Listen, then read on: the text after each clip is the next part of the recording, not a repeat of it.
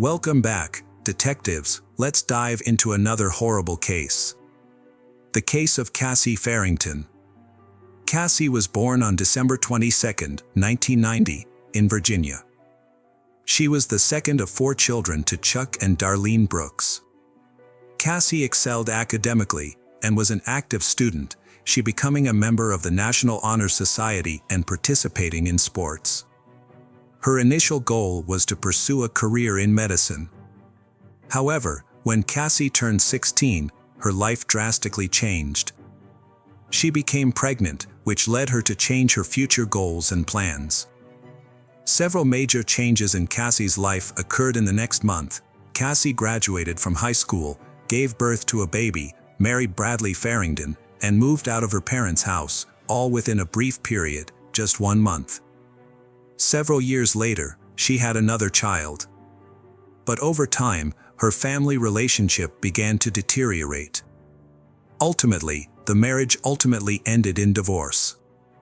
Despite this, she persevered, raising her 2 young children in Silver City, a small town with a population of about 10,000. At 22 years old, she worked as a nurse at the local hospital and rented a place from a coworker.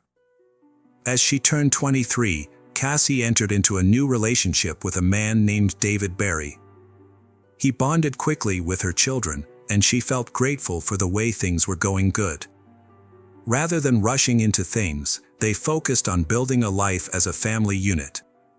Cassy confided in her loved ones and co-workers that David had brought happiness to both her and her children, and she was hopeful that this new relationship would bring her the peace and happiness she had been missing after her previous failed marriage.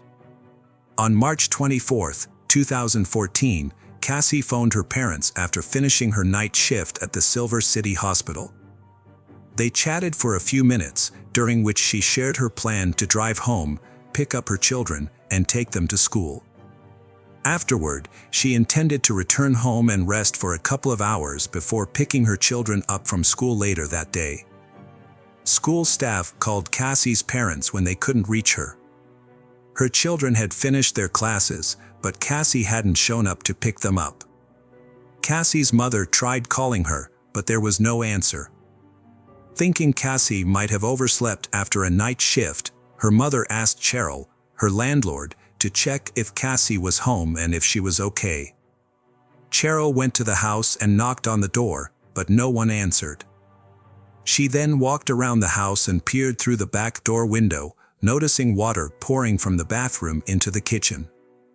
She knocked harder on the door and shouted Cassy's name, but still got no response. With her own key, Cheryl unlocked the door and entered the house. The sound of running water was louder and more distinct. As she walked across the wet floor towards the bathroom, Cheryl called out Cassy's name, her voice shaking slightly. Then she saw Cassy. Cheryl, a coworker and friend of Cassy's, discovered her lifeless body in the overflowing bathtub. She was lying face down, wearing a house robe, as water continued to pour out. Despite Cheryl's first aid skills, she realized that Cassy had been dead for a few hours, as rigor mortis had already set in. This made CPR impossible. Cheryl immediately called 911 to report the incident. She then broke the devastating news to Cassy's parents over the phone, informing them of their daughter's passing. As Cheryl waited for the paramedics and police to arrive, she took a moment to inspect the house. She noticed that the second bathroom, located elsewhere in the house, also had an open faucet with running water. However, the hub there had an overflow protection, so the excess water wasn't running onto the floor but going down the drain. Cheryl also observed that the towel rack in the bathroom had been pulled off the wall and was lying on the floor. Upon receiving the news, Chuck and Darlene, Cassy's parents, were devastated. They stopped everything they were doing and traveled from Arizona to Silver City. Within a few hours, they arrived at the house, where their daughter's body had been found. The police were already on the scene, investigating the circumstances surrounding Cassy's death. The officers observed that there was no sign of forced entry into the house, as all the locks were still in place, the windows were closed, and the glass was intact. Additionally, valuables in the house were still intact, so the possibility of robbery was unlikely. The local sheriff questioned Chuck and Darlene, asking if Cassy had any intention of committing suicide and if she had any reason for doing so. However, Chuck and Darlene firmly dismissed this idea and declared that there was no way Cassy would do such a thing. The police chief repeatedly told Cassy's parents that she had likely taken her own life, as if he was trying to convince them of that fact. However, Cassy's parents found the police investigation to be rushed and confusing. Normally, the scene of the case is thoroughly examined and investigated, a process that can take several days. In Cassy's case, the police left the scene just a few hours after her body was found, and they informed Cheryl that she was allowed to enter and use the house. This worries Cassy's parents, and they decide to investigate the house themselves. After finding water still in the bathtub, they emptied it and discovered black streaks on the sides of the tub that resembled the marks left by rubber-soled shoes. They also found Cassy's glasses, hairband, and a coat hanger in various places on the floor. Cassy's parents were even more suspicious when the police didn't take the time to search the house for fingerprints. They suspected that the authorities might be trying to close the case quickly without thoroughly investigating it. It wasn't until they contacted the district attorney's office that the police appeared to put in more effort. However, they were still unable to close the case due to the findings of the medical examiner. The autopsy report showed that Cassy had several bruises on her body, particularly around her neck. The examiner concluded that her death was a homicide. However, the investigation had difficulty by the property owner having cleaned up and made some repairs after the incident. This meant that the original crime scene had been disturbed, which could impact the investigation's progress. Cassy's parents were met with silence from the police as the months went by. The police did investigate David Berry, a man Cassy had been seeing before her death, but he was quickly ruled out as a suspect due to a solid alibi. However, as time passed, Cassy's parents grew increasingly frustrated with the local police, feeling they were not doing enough to solve the case.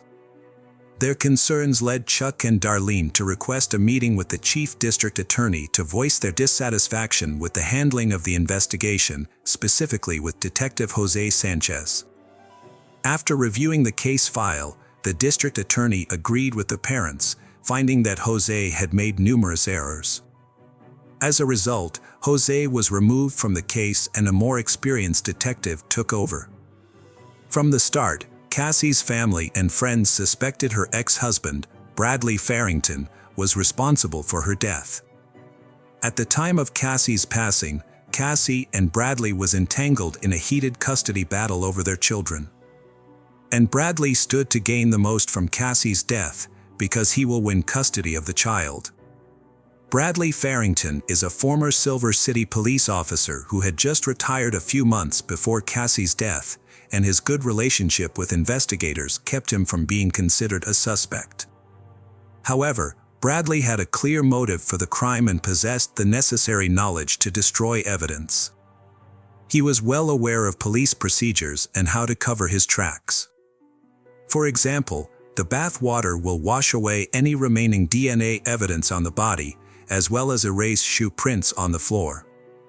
Given Cassy's familiarity with Bradley, it's likely that she would have opened the door for him. Unfortunately, due to the poor handling of the investigation by the local police, so any evidence linking Bradley and to the crime scene was lost and could not be restored. The only remaining way to hold Bradley accountable is through eyewitness testimony. Cassy had told her parents about their family being abused by Bradley, and that he often acted arrogant because he was a police officer. Cassy lived in constant fear, and Bradley's friends were police officers and she couldn't turn to them for help. She had confided in co-workers about Bradley's threats, including the ominous threat that he would make her disappear without a trace. Tragically, her life was cut short, and she was found dead on March 24, 2014. 19 months later, on October 23, 2015, 28-year-old Bradley Farrington was arrested in connection with Cassy's death. Although Bradley was a suspect, the local police mishandled evidence, leaving none that directly linked him to the crime. As a result, the judge made a decision permitting previously recorded statements from Cassy to be used as testimony during the trial. During the trial, multiple witnesses testified, including Cassy's parents, friends, and co-workers, to whom she had confided about the abuse she endured at the hands of Bradley. Notable among the witnesses was Dr. Michael Hunter, a renowned forensic expert from San Francisco. With over 20 years of experience, Michael presented the jury with autopsy photographs and concluded that Cassy likely died from strangulation. Cassy had injuries to her neck, which supported that conclusion. After a warrant was issued for Bradley's arrest, Jose Sanchez, who initially handled the case, appeared in court. Jose claimed he had never considered Bradley Farrington a suspect because there was no reason to, and also testified that no fingerprints of Bradley were found at Cassy's home. The crime scene was unusually clean, Jose said. He believed the scene was cleaned after the crime was committed, which explains why no fingerprints were found. After 4.5 hours of deliberation, the jury found Bradley Farrington guilty on September 7, 2018. Bradley was sentenced to life in prison with the possibility of parole after 30 years. He later filed an appeal with the New Mexico Supreme Court in 2020. Bradley appealed his conviction, claiming the trial court erred in allowing Cassy's co-workers, friends, and family members to testify in court. However, the state's highest court declared it had enough evidence to convict Bradley and rejected his appeal.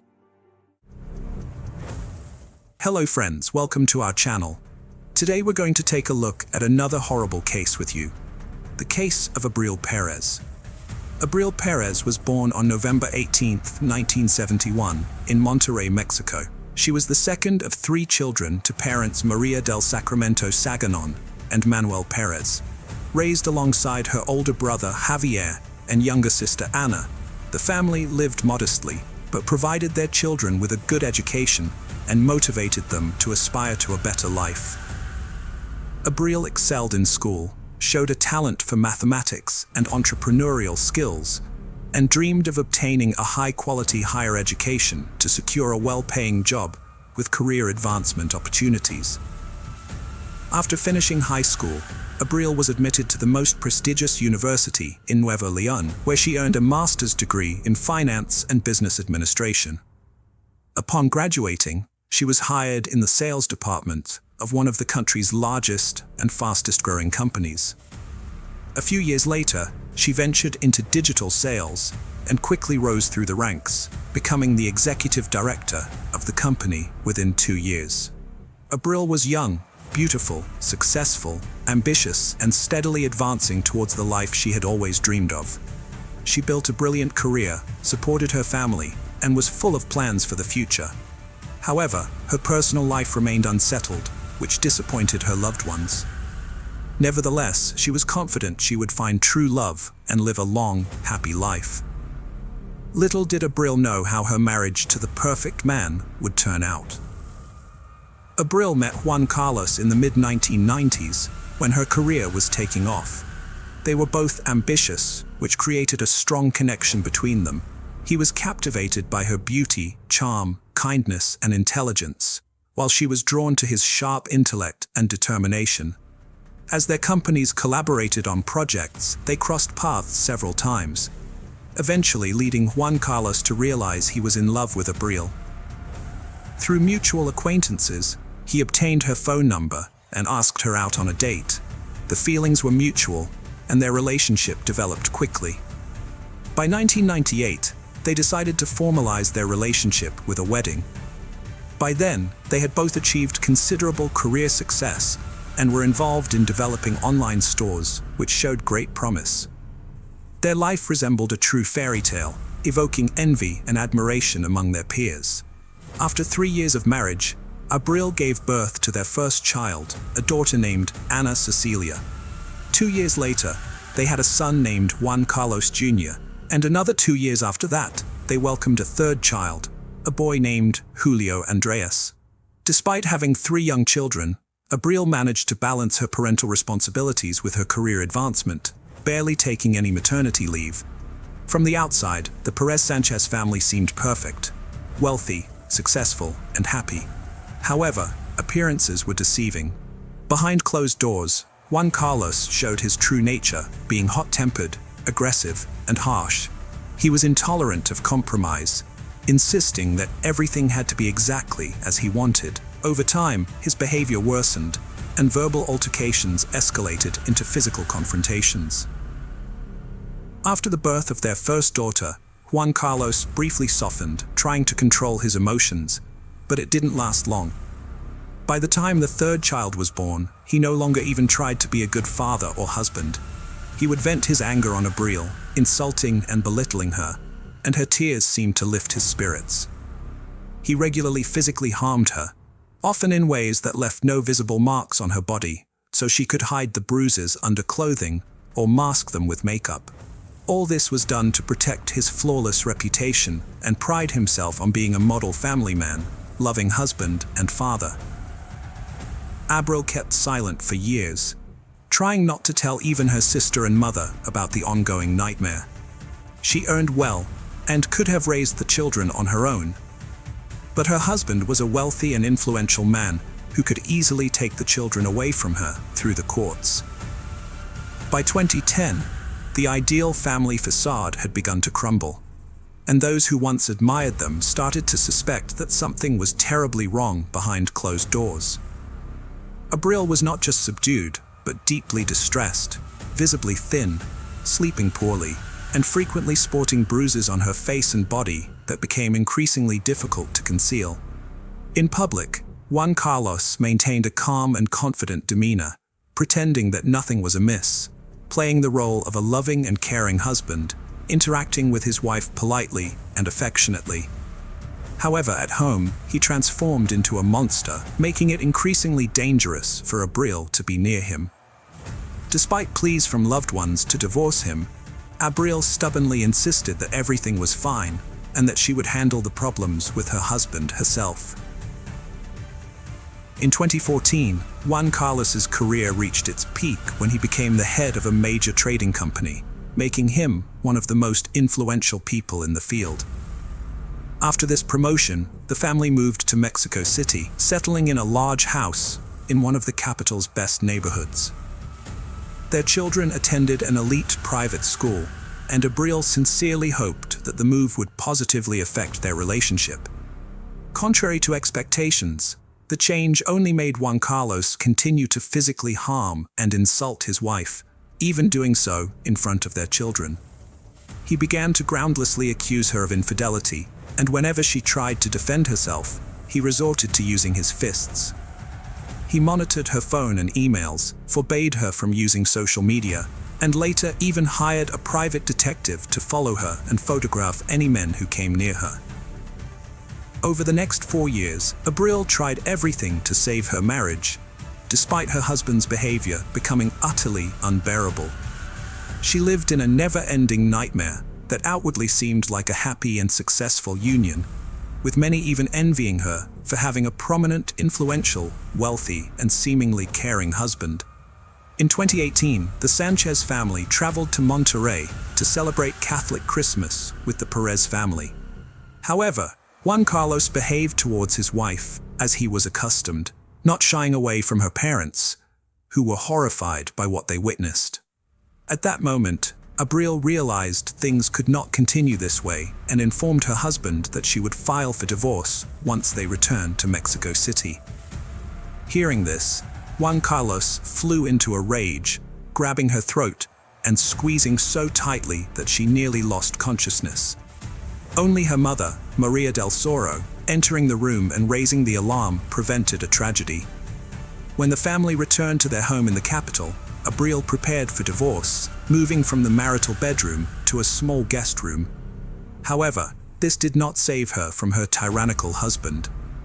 On the morning of January 4th, while she was still asleep, Juan Carlos entered the bedroom holding a baseball bat, striking her hard on the head and attempting to swing again.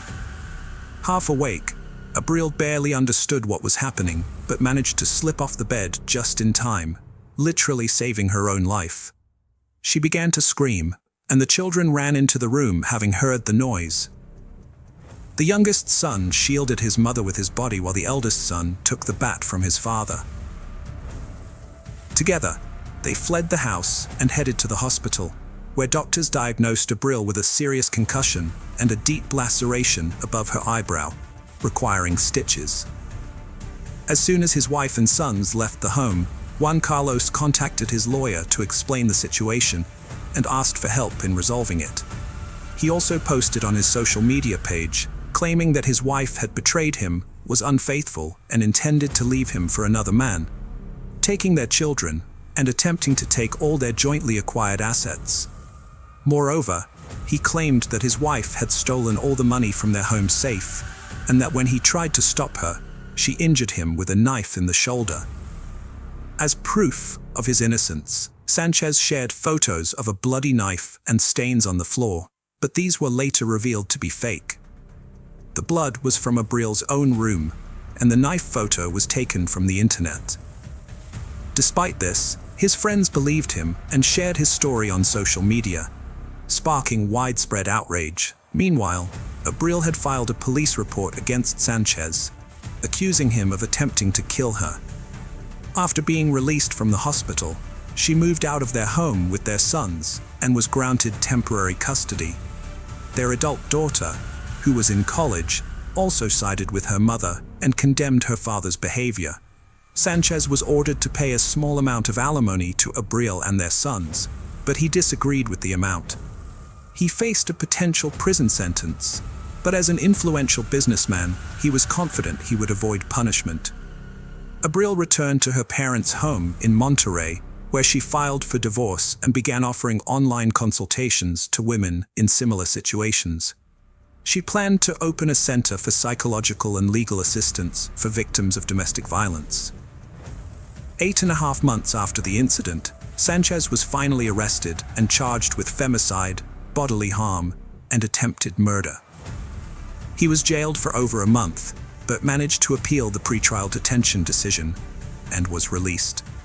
During the trial, crucial evidence, including hospital photographs and medical records, was not presented.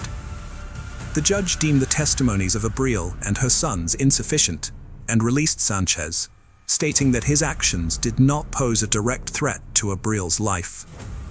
Abril was shocked and frightened by the verdict, realizing that her ex-husband had used his connections to secure his release.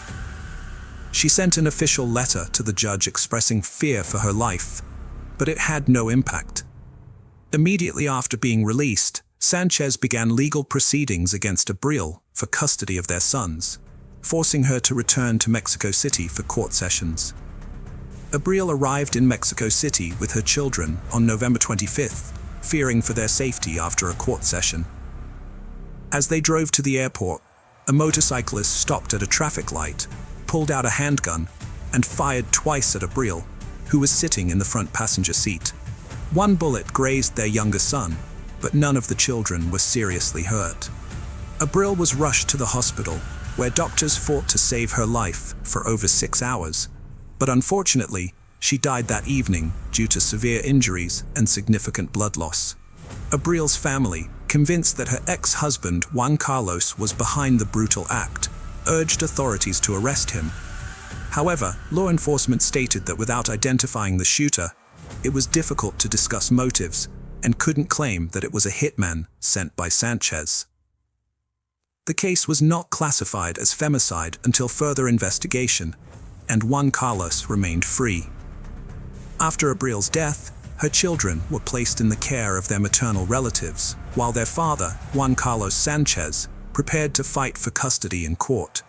Sanchez's soon-to-be ex-wife's sister wrote an angry social media post blaming him for the incident, but her page was quickly blocked and later deleted. Despite this, the family decided to draw public attention to the case. The attack on Abril, which occurred on a day dedicated to fighting gender-based violence, sparked widespread outrage. People began sharing numerous cases where men had attempted to kill women but were not punished. As a result, the General Prosecutor's Office launched a new investigation into Sanchez and instructed investigators to review the judge's decisions to release him. The judges involved in Sanchez's case were temporarily suspended and later removed from their positions. Mexican politician and women's rights defender Claudia Sheinbaum Parro confirmed that Abril's case had been reclassified as femicide and would be reinvestigated. The judges who had released Sanchez could face consequences for Abril's death if his guilt was proven. Sanchez posted on social media calling for the perpetrator of his ex-wife's death to be punished to the fullest extent of the law. However, his daughter Ana Cecilia left an angry comment, accusing her father of cruelty and sharing photos of her mother taken in the hospital after Sanchez had attacked her with a bat. Despite the media attention, Sanchez was initially left free under a restraining order, required to check in weekly at a police station. However, after he failed to appear, a warrant for his arrest was issued. He used his resources and connections to flee the country and enter the United States. Mexican authorities contacted Interpol, reporting Sanchez as a fugitive accused of a serious crime, and he was declared wanted worldwide. An investigation was launched to find the hitman who killed Abril. Street camera footage revealed 2 cars following her vehicle as she left the courthouse with her children and lawyer. The motorcyclist who committed the crime was not alone, but received instructions from individuals in the cars.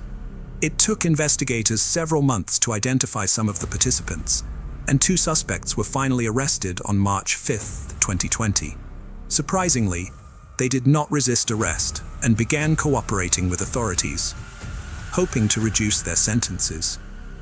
It was confirmed that Sanchez was the mastermind behind the crime, having paid a substantial sum to 7 individuals involved in the act. The first to be caught were the driver of one of the chase cars and the motorcyclist who fired the fatal shots. Juan Carlos, while in prison, had hired 2 experienced criminals to be his personal bodyguards. After they were released, he rehired them to find people to kill Abril, promising each a large sum of money if they succeeded. Once he had assembled a team, Juan Carlos paid them the promised money and gave them detailed instructions about Abril's route and vehicle. The toughest part was luring Abril to Mexico City, which he achieved by threatening to take her children if she didn't appear in court. Abril showed up in court as planned, but intended to return to Monterrey the same day. Juan Carlos knew this through his connections, but it wasn't until the end of October 2020 that 3 more people involved in the conspiracy were arrested on suspicion of drug distribution. It was later discovered that they were involved in Abril's murder. All the arrested individuals were part of Juan Maldonado's gang, known as Juan Balto, which had protected Sanchez while he was in prison. Maldonado agreed to help kill Abril in exchange for a large reward. He was arrested in November 2020 and began cooperating, confirming that Juan Carlos had hired people to kill Abril. With this new evidence, it was clear that Sanchez was both the client and organizer of the crime. His previous assault on Abril with a bat was reclassified as an attempted murder, leading the court to issue an arrest warrant for him on charges of femicide. By spring 2021, all the participants in the crime had been caught, except for Sanchez, who remained at large. The weapon used in the murder was also found. In total, 9 people from the same criminal group were detained, 7 of whom were directly involved in chasing and shooting Abril. 5 years after Abril's death, Sanchez, the mastermind of the crime, is still on the run, and his whereabouts remain unknown. The person who pulled the trigger was sentenced to 52 years in prison, while 2 others involved in the crime received 50-year sentences each. The other participants are still under investigation, and their fate has yet to be decided. Hello friends, welcome to our channel. Today we're going to take a look at another horrible case with you, the case of Sierra Jugan. Sierra Juggin was a bright and cheerful young woman who spread joy and laughter wherever she went. Her adventurous nature and ability to find humor in any situation made her a delight to be around, even when she made mistakes. As she entered high school, Sierra's confidence and enthusiasm only grew. She fearlessly tried out new experiences, including volleyball, and showed remarkable poise both on and off the court. After returning from a family vacation on July 19, 2016, Sierra was excited to start the new semester at the University of Toledo, where she had plans to study abroad. She had recently bought a new bike and was eager to take it for a spin. Her mom wanted to discuss her study abroad plans with her, but Sierra decided to visit her boyfriend Josh's house, which was 7.12 miles away beforehand. Sierra left her house in high spirits, wearing shorts and a tank top, and promised her mom she would be back by 10:05 p.m. However, when Josh tried to reach her later, her phone went straight to voicemail. Alarmed, Josh called Sierra's mom, who immediately sensed that something was wrong. Sierra's family, including her aunt and Josh, mounted a search effort to locate her after she went missing. They thoroughly searched the neighborhood, suspecting she might have been involved in an accident. Despite their efforts, they didn't find any clues or signs of Sierra's whereabouts. As time passed, Sierra's family became increasingly worried. Her mom eventually contacted the police, who arrived about an hour later. A concerned neighbor informed the family that County Road 6 was blocked off, and they rushed to the scene. There, they found a chaotic atmosphere and officers who wouldn't allow them to pass. The officers weren't able to provide any information, leaving Sierra's family in a state of panic. In desperation, they decided to seek help from the FBI. As the night wore on, Sierra's family was left to wonder what had happened to their daughter, unable to rest due to their growing concern. The next day, Sierra's mom and aunt started searching for her by calling hospitals, looking for any unidentified females. Although they didn't find anything, they got a promising lead from Detroit, Michigan. A young woman who looked a lot like Sierra was in the hospital after escaping from a moving vehicle with serious injuries. To confirm her identity, a nurse asked Sierra's family to describe any distinctive marks on her body. Sierra's mom mentioned a scar on her calf and her pierced belly button. The woman in the hospital seemed to match Sierra's description, giving the family hope that they had finally found her. However, their hopes were soon dashed when they discovered that the woman in the hospital was not Sierra after all. The family was devastated to learn that the person found wasn't Sierra, as they had pinned their hopes on it being her. Later that morning, police officers came to Sierra's house to update them on the previous night's events. One of the officers had discovered a disturbed cornfield near the area while parking his car. He noticed signs of a struggle inside the cornfield and found a motorcycle track. To avoid contaminating potential evidence, he retreated without touching anything. As he retreated, he caught a glimpse of something shiny that turned out to be Sierra's purple bike. Further investigation revealed several items at the scene, including male and female sunglasses, a bloody sock, and a screwdriver. Based on these findings, the police believed that Sierra had likely been abducted from that location. Detectives investigating Sierra's disappearance interviewed her friends and family to learn more about her boyfriend, Josh. They found out that Sierra and Josh had been close friends since childhood, starting from when they were just 7 years old. As they grew older, their friendship turned into a romantic relationship in their first year of high school, and they became known for being a happy and adventurous couple. Skiing was one of their shared hobbies, and they would often go skiing together. After high school, Sierra went to the University of Toledo, while Josh attended Bowling Green. Despite the physical distance between them, they remained committed to each other and would often talk about getting married someday.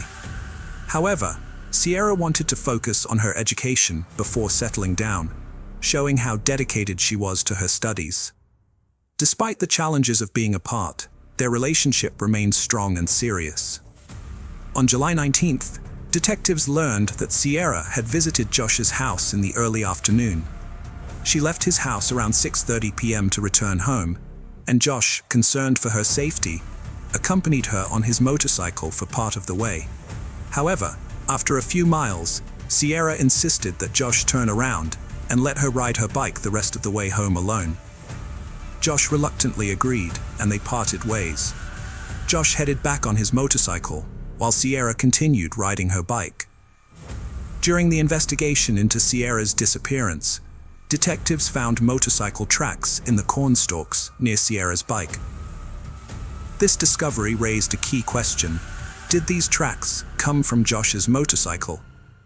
The detectives couldn't ignore this potential connection and began investigating further to see if they could link Josh to the scene of Sierra's disappearance.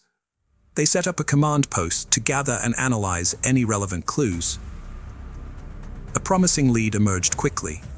A local resident came forward, saying he had found a motorcycle helmet on the side of the road on July 14th while driving.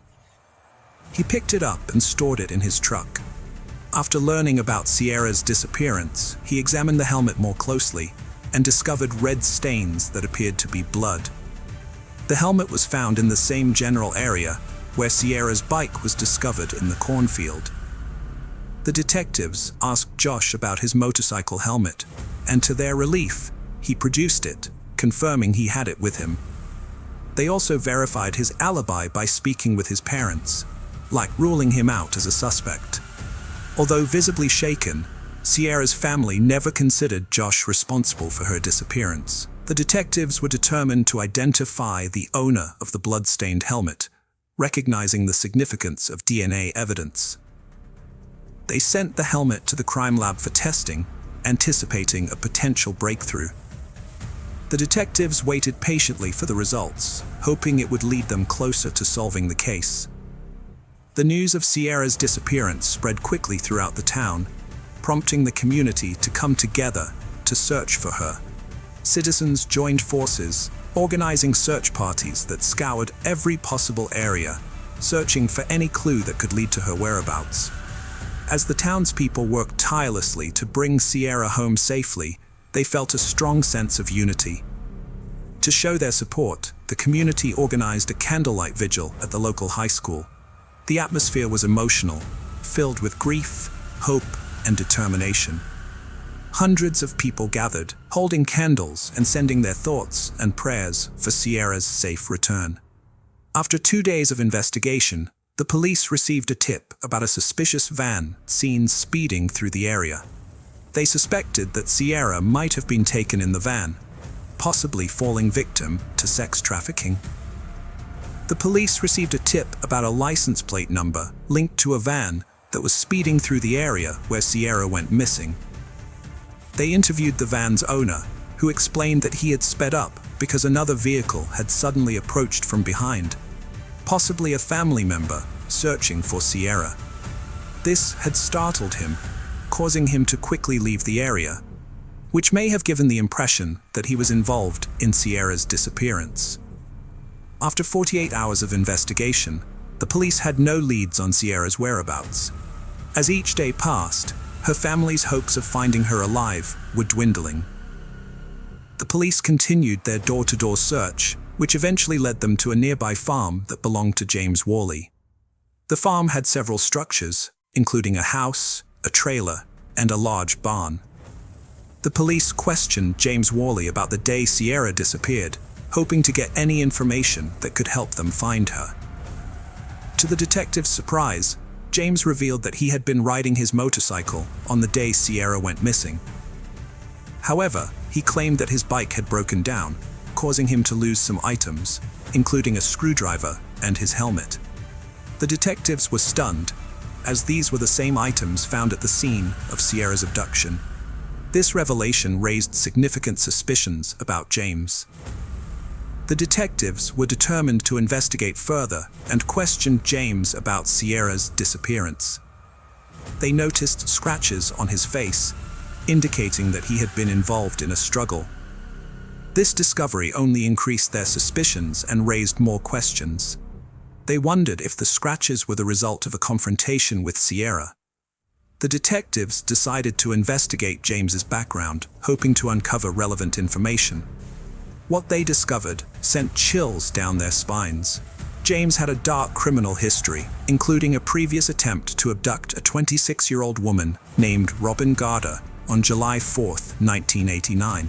On that day, Robin was getting ready for a neighborhood picnic when she decided to go for a bike ride. As she rode, she became thirsty and contemplated returning home. However, before she could make that decision, a car approached from behind and collided with her bike. The impact sent Robin flying into a nearby ditch.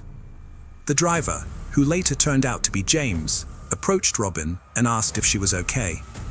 However, he soon revealed sinister intentions, striking her in the back of the head and threatening her life with a screwdriver. He forced her into his car, attempting to handcuff her. Robin resisted fiercely, preventing him from securing the second cuff. Despite being on the verge of losing consciousness, Robin continued to fight. She screamed for help, but her cries were drowned out by the desolate cornfields. Just as she was about to give up, she heard a motorcycle approaching. The rider noticed her distress and stopped to help. Robin escaped by climbing onto the back of the motorcycle, leaving her captor behind. The motorcyclist drove Robin home, where she collapsed. Her mother called the police and an ambulance, and Robin was rushed to the hospital. The motorcyclist then led the police back to the scene, where they found James still present with his car. James cooperated fully, providing identification, but his account of the events differed significantly from the truth. He denied any intention of abducting Robin, but the detectives were not convinced.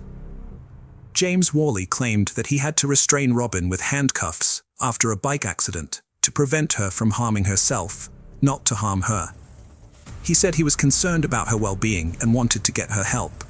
However, James had a dark past. In 1989, he was arrested for trying to kidnap Robin and was found guilty, receiving a 6 to 10-year sentence. Due to good behavior, he was released after 3 years. When Robin learned of his release, she was terrified, fearing he might harm her again. The police had reason to suspect James in Sierra's disappearance, given his criminal history. They obtained a search warrant for his residence, which he shared with his mother. Initially, nothing seemed out of the ordinary, but upon inspecting his expansive backyard, they found a suspicious barn. Inside the barn, they discovered a small green crate containing labeled and sealed bags of women's clothing, including a pair of bloody purple panties. The detectives also found a hidden freezer, air mattress with stains, zip ties, duct tape, and handcuffs. James claimed the items were for a porn business, but the evidence suggested otherwise. The police collected all the items for DNA testing, and the evidence led to James's arrest for Sierra's murder. The investigation continued, with the police searching every inch of James's property, including a pond, which they drained to search for evidence. The question on everyone's mind was, where was Sierra's body? The detectives expanded their investigation to the attic's front insulation and neighboring properties, recognizing that evidence might have been dispersed beyond James's property. They thoroughly explored all leads. A farmer reported a suspicious area in his field where the corn seemed matted down, with a nearby mound of dirt that resembled a potential grave. The farmer's concerns were heightened due to the ongoing search for Sierra, so he quickly contacted the police. The police responded promptly, noticing a fresh pile of dirt that fueled their suspicions. They carefully processed the area, avoiding potential evidence disturbance. Despite their thorough search, no clues were found regarding Sierra's whereabouts. The detectives then searched adjacent farms using drones and helicopters to cover more ground. They soon discovered a mound of dirt with freshly matted corn, with trained dogs indicating a potential crime scene. As they dug, they made a grim discovery: human remains, later confirmed to be Sierra's body. Tragically, her hands were bound behind her back, and her feet were tied to handcuffs. An object was lodged in her mouth, restricting her airway, which ultimately led to her death. The devastating news was delivered to the Sierra family that night. The family was overwhelmed with grief, and their sorrow was palpable. 1 month after the abduction and murder, James Worley was indicted on 19 counts, including kidnapping and aggravated murder. 2 years later, Worley stood trial, pleading not guilty despite overwhelming evidence. The state presented a terrifying story over 8 intense days, and the jury deliberated for 6 hours before finding Worley guilty on all counts related to Sierra's murder. The sentence imposed was death. Hello friends, welcome to our channel. Today we're going to take a look at another horrible case with you. The case of Ashley Wadsworth. Ashley Wadsworth was born on July 25, 2002, in Vernon Township, British Columbia, Canada. She was the daughter of Kenneth Wadsworth and Christy Jenden, and had an older sister named Haley. The Wadsworth family was large and close-knit, consisting of over 50 people, including cousins, uncles, and aunts of varying degrees of kinship, all living in the same community. Ashley was a cheerful, outgoing, and energetic girl who was popular and had many friends. She enjoyed outdoor activities such as swimming, horseback riding, and skiing. She was also passionate about tennis and played the clarinet. Ashley was very active on social media, frequently sharing memes, jokes, and photos. It was through social media that Ashley met Jack Seppel in 2015, when she was 12 years old and he was 15. Jack Seppel was born on January 9, 1999. His mother, Tracy Dalton, was married to a man named Ricky. Jack's relationship with his father, who passed away in 2019, was reportedly strained. Jack did not communicate with his brother, Jordan, but he did stay in touch with his sister, Nadia. Apart from his mother and sister, Jack did not have many close relationships, preferring to interact with people primarily through the internet and video games. According to Jack's acquaintances, he had a mixed reputation in school. On the one hand, he was remembered as a charming, fun, and lively kid. On the other hand, they recalled his dark side, which emerged when he became angry and displayed aggressive behavior towards himself and others. A mutual friend introduced Jack to Ashley through social media, a common way for teenagers to meet and form virtual friendships. As their online relationship grew, Ashley and Jack became close virtual friends. At the time, Ashley didn't have a smartphone and used her family's computer to access social media, so her family was aware of her friendship with Jack. During their long-distance friendship, Jack had relationships with other girls, and Ashley also had typical teenage experiences. Although they occasionally stopped communicating, their connection never completely faded, and they continued to stay in touch over the years. As they grew older, Ashley and Jack's relationship evolved.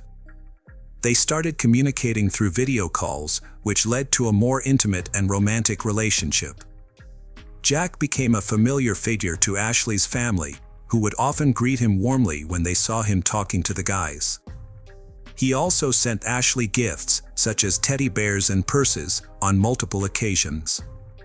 Ashley's family and friends noticed that she had a tendency to compare every boy she met to Jack. However, due to the significant time difference between their locations, Jack lived in Essex, while Ashley was in Vernon.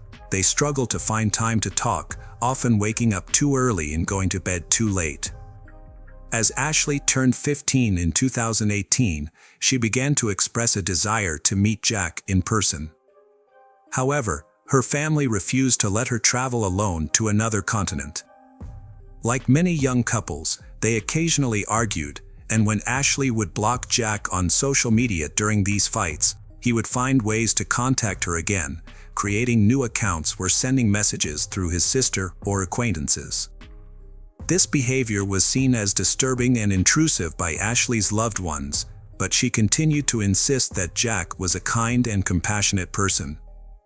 In October 2018, Jack, who was 19 at the time, got a tattoo of Ashley's name on his arm when she was just 16.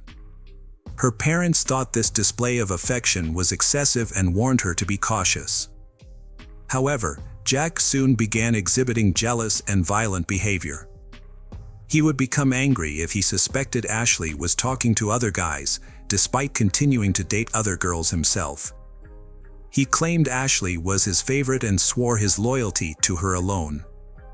This incident marked the beginning of a disturbing pattern of behavior. Ashley's friends and family grew increasingly concerned as Jack's behavior escalated. One day, Ashley called a friend who was at Jack's house, and he wouldn't let her leave. According to the friend who overheard the conversation, Ashley surprisingly remained calm, as if she was used to such situations. She simply asked Jack to stop being crazy. Ashley confided in her friends about the incident but didn't tell her parents. However, her friends strongly advised her to cut off all contact with Jack. Despite his history of fights and problematic behavior, Ashley and Jack continued to reconcile. At just 18 years old, Ashley had known Jack since her early teens, but she seemed unaware of the extent to which he had manipulated her from a young age. Ashley started working at fast food restaurants and department stores to save money for leisure activities. Her first purchase was a tablet, which allowed her to use social media more privately. She then began saving for a trip. During her senior year of high school, Ashley, a spiritual and inquisitive person, had a profound moment of insight after reading the Book of Mormon. This led her to start following the Church of Jesus Christ of Latter-day Saints. Ashley graduated from Sighton High School in 2020. She wanted to experience university life fully, so she decided to take a year-long break before continuing her studies. In the first half of 2021, Ashley continued working in saving money. In April of that year, she was baptized into Mormonism. With her newfound independence and financial stability, Ashley decided to travel to the UK to meet Jack in person and celebrate his birthday with him. Despite her parents' and friends' concerns, Ashley was determined to make the trip, as she was of legal age and had her own savings. Ashley left Canada for the UK on November 12, 2021, on a 6-month tourist visa. This was her first time leaving her homeland, and she was thrilled. The next day, November 13, 2021, Ashley met Jack in person for the first time. On the same day, Ashley updated her profile picture to a photo of them together. At 22 years old, Jack looked significantly older than Ashley, who was 19. His numerous tattoos, including those on his face, created a striking contrast with Ashley's youthful appearance.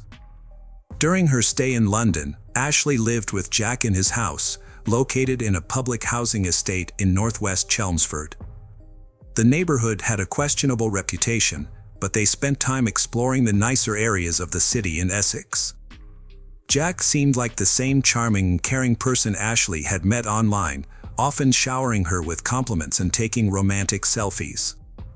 However, Jack's behavior was inconsistent, and he could be cruel at times. Despite being together daily, Ashley's tourist visa prevented her from working, and Jack was unemployed, relying on benefits. Occasionally, his mother Tracy, who lived nearby, provided support. Throughout her trip, Ashley regularly posted photos and updates on social media, showcasing their happy moments and romantic experiences.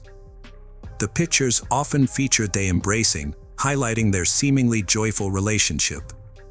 Ashley kept in regular touch with her family through video calls, and everything seemed fine at first. They even adopted a new kitten, Winston, which was a positive addition to their lives. Nevertheless, over time, Jack started to become more withdrawn and isolated. Ashley's trip to England was supposed to be an exciting adventure, but it quickly turned into a restrictive and isolating experience. Her boyfriend, Jack, had lost interest in exploring the country and instead preferred to stay indoors, smoke, and play video games. As a result, Ashley's options for activities were severely limited, and she was forced to do only what Jack wanted. Before arriving in England, One of Ashley's friends from church had arranged for her to meet some American missionaries who would be in Chelmsford at the same time. Ashley was eager to connect with them, but Jack refused to let her attend church on Sundays. Despite this, she continued to secretly communicate with the missionaries through text messages, deleting the conversations to avoid Jack's suspicion. Ashley's new friends soon realized that Jack was controlling and possibly abusive. When she confided in them about her problems, Ashley admitted that she knew she deserved better, but she was trying to keep Jack happy. However, the abuse went beyond controlling her communication. About 6 weeks into their trip, Jack became violent when he discovered that Ashley had blocked 2 UK phone numbers. He mistakenly believed that the numbers belonged to other men, triggering the jealous outburst. In a disturbing text message to his mother, Jack revealed that he had physically abused Ashley. Ashley created a secret profile where she documented the bruises she had sustained. She confided in her sister Haley about the abuse, but warned her not to tell their mother, fearing that their family would turn against Jack.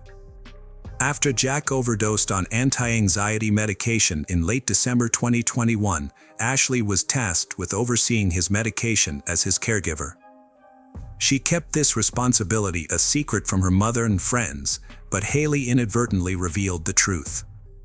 Ashley's mother expressed concern and asked her to return home, but Ashley insisted on staying with Jack until he recovered. In early January 2022, another disturbing incident occurred. Jack smashed a beer glass over Ashley's head, leaving her in tears. While Jack forced her to clean up the broken glass, Ashley contacted her sister via video call, revealing the true extent of her situation. Jack was frantic, pacing back and forth, yelling and grinding his teeth. His distress prompted Ashley to contact her sister, Haley, who urged her to return home. However, Haley's concerns fell on deaf ears. A brief period of calm followed, marked by Jack's 23rd birthday celebration with his family, where everyone put on a united front and pretended everything was fine. In an attempt to diffuse the tension, Jack's mother and stepfather organized a family vacation to a seaside town shortly after. The photos from the trip appeared perfect, showcasing a happy and tranquil Ashley, which brought relief to her parents, who remained unaware of the seriousness of the situation. In late January, an intense argument broke out, and Jack's behavior turned violent once again. He hit Ashley and threw a candle and a TV remote at her while she was video chatting with Haley, who was pleading with her to return home.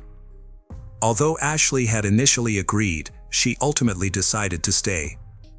Despite witnessing Jack's cruel nature, she clung to the hope that the charming person she once knew was still buried deep within him. Ashley was convinced that time, her love, or perhaps medical treatment could help Jack overcome his destructive tendencies, a sentiment that was echoed by her mother during subsequent conversations with Jack. Jack accused Ashley of cheating on him, physically abused her, and later apologized. Despite feeling guilty about his actions, Jack's behavior continued. The situation escalated on the morning of February 1, 2022, when Jack became angry with Ashley again. He accused her of abandoning him and seeing other people in secret. He demanded to see her phone and check her social media accounts to prove his allegations. Around 8 a.m., their neighbor Haley Borton Shaw heard Ashley's screams through the shared wall. Ashley soon showed up at Jack's doorstep, drawing attention to the distressing situation unfolding between them. Haley was shocked and Ashley appeared at her door, barefoot and crying, with a cut on her palm that was bleeding. Ashley explained that Jack had become enraged when he caught her looking at intimate photos of them. He had verbally abused her, physically attacked her, smashed her phone, and thrown her kitten against the wall. Despite Haley's concerns for Ashley's safety and fear that Jack might try to harm her, Ashley asked Haley not to call the police. Haley reluctantly agreed, but begged Ashley to see a doctor instead of returning to Jack's apartment. When Ashley refused, Haley decided to go and talk to Jack herself. During their conversation, Jack apologized for his actions and remained calm. Haley then left for a doctor's appointment around 9 a.m. Meanwhile, Jack's neighbor received a misdelivered package and brought it to his doorstep. Jack was hesitant to answer the door, which wasn't unusual since he was known to be an unfriendly and paranoid person. Around this time, Ashley called her family using Jack's cell phone, informing them of her situation. Ashley's mother was already aware of what was going on because Haley had previously confided in her about Jack's abusive behavior towards Ashley. Ashley's parents immediately bought her a return ticket for February 3rd to escape the abusive relationship. When she informed Jack, he offered to drive her to the airport. However, before she left, Ashley's mother made it clear that if Jack hurt her again, she would contact the police. She also advised Ashley to go straight to the airport if Jack assaulted her again. The conversation between Ashley and her family lasted for 3 hours before they ended the call. It was 11 a.m. in Chelmsford and 3 a.m. in Vernon when the call ended. A short time later, Jack sent a message to his mother, admitting to brutally beating Ashley again. During the assault, Ashley fell to the floor and possibly broke her arm. This violent incident occurred between 11:22 a.m. and 12:38 a.m. Ashley managed to send several messages to her family and friends using Jack's phone, but since it was nighttime, no one responded immediately. She also reached out to her friends at the church in Chelmsford, asking for help and describing the emergency. Unfortunately, these messages were not received until hours later, when it was too late to intervene. Between 12:38 and 12:45, Jack violently attacked Ashley, choking her until she lost consciousness. He then proceeded to the kitchen, retrieved an 11-centimeter knife, and repeatedly stabbed Ashley's chest and stomach around 100 times, ultimately ending her life. Following the attack, Jack updated his social media profile picture with a photo of himself and Ashley, accompanied by the caption, "Always mine." He also recorded a video message for Haley, expressing his love for Ashley, apologizing, and stating that he couldn't let her go, adding that his mental state was unstable. The video, which was never sent, showed Ashley's body next to him. Meanwhile, in Vernon, Ashley's family discovered a large number of messages from her on their phones. They immediately contacted Jamie Ashworth, a family friend from their Mormon community in Chelmsford. Jamie and Tyler Borden, another acquaintance from the church, went to Jack's apartment in England. After knocking on the door and receiving no response, they called the police and left the scene. In a desperate attempt to cover his tracks, Jack texted Ashley's family and friends, pretending to be her. However, the messages from loved ones continued to pour in, and Jack ignored them. Meanwhile, they were frantically trying to reach Ashley. Eventually, Jack called his sister Nadia and confessed to killing Ashley, even going so far as to show her the body. This disturbing conversation took place at approximately 4:13 p.m. When the police arrived at the apartment 10 minutes after Jamie's call, they found that the situation had already turned tragic. They arrested Jack, who was covered in blood, on the spot.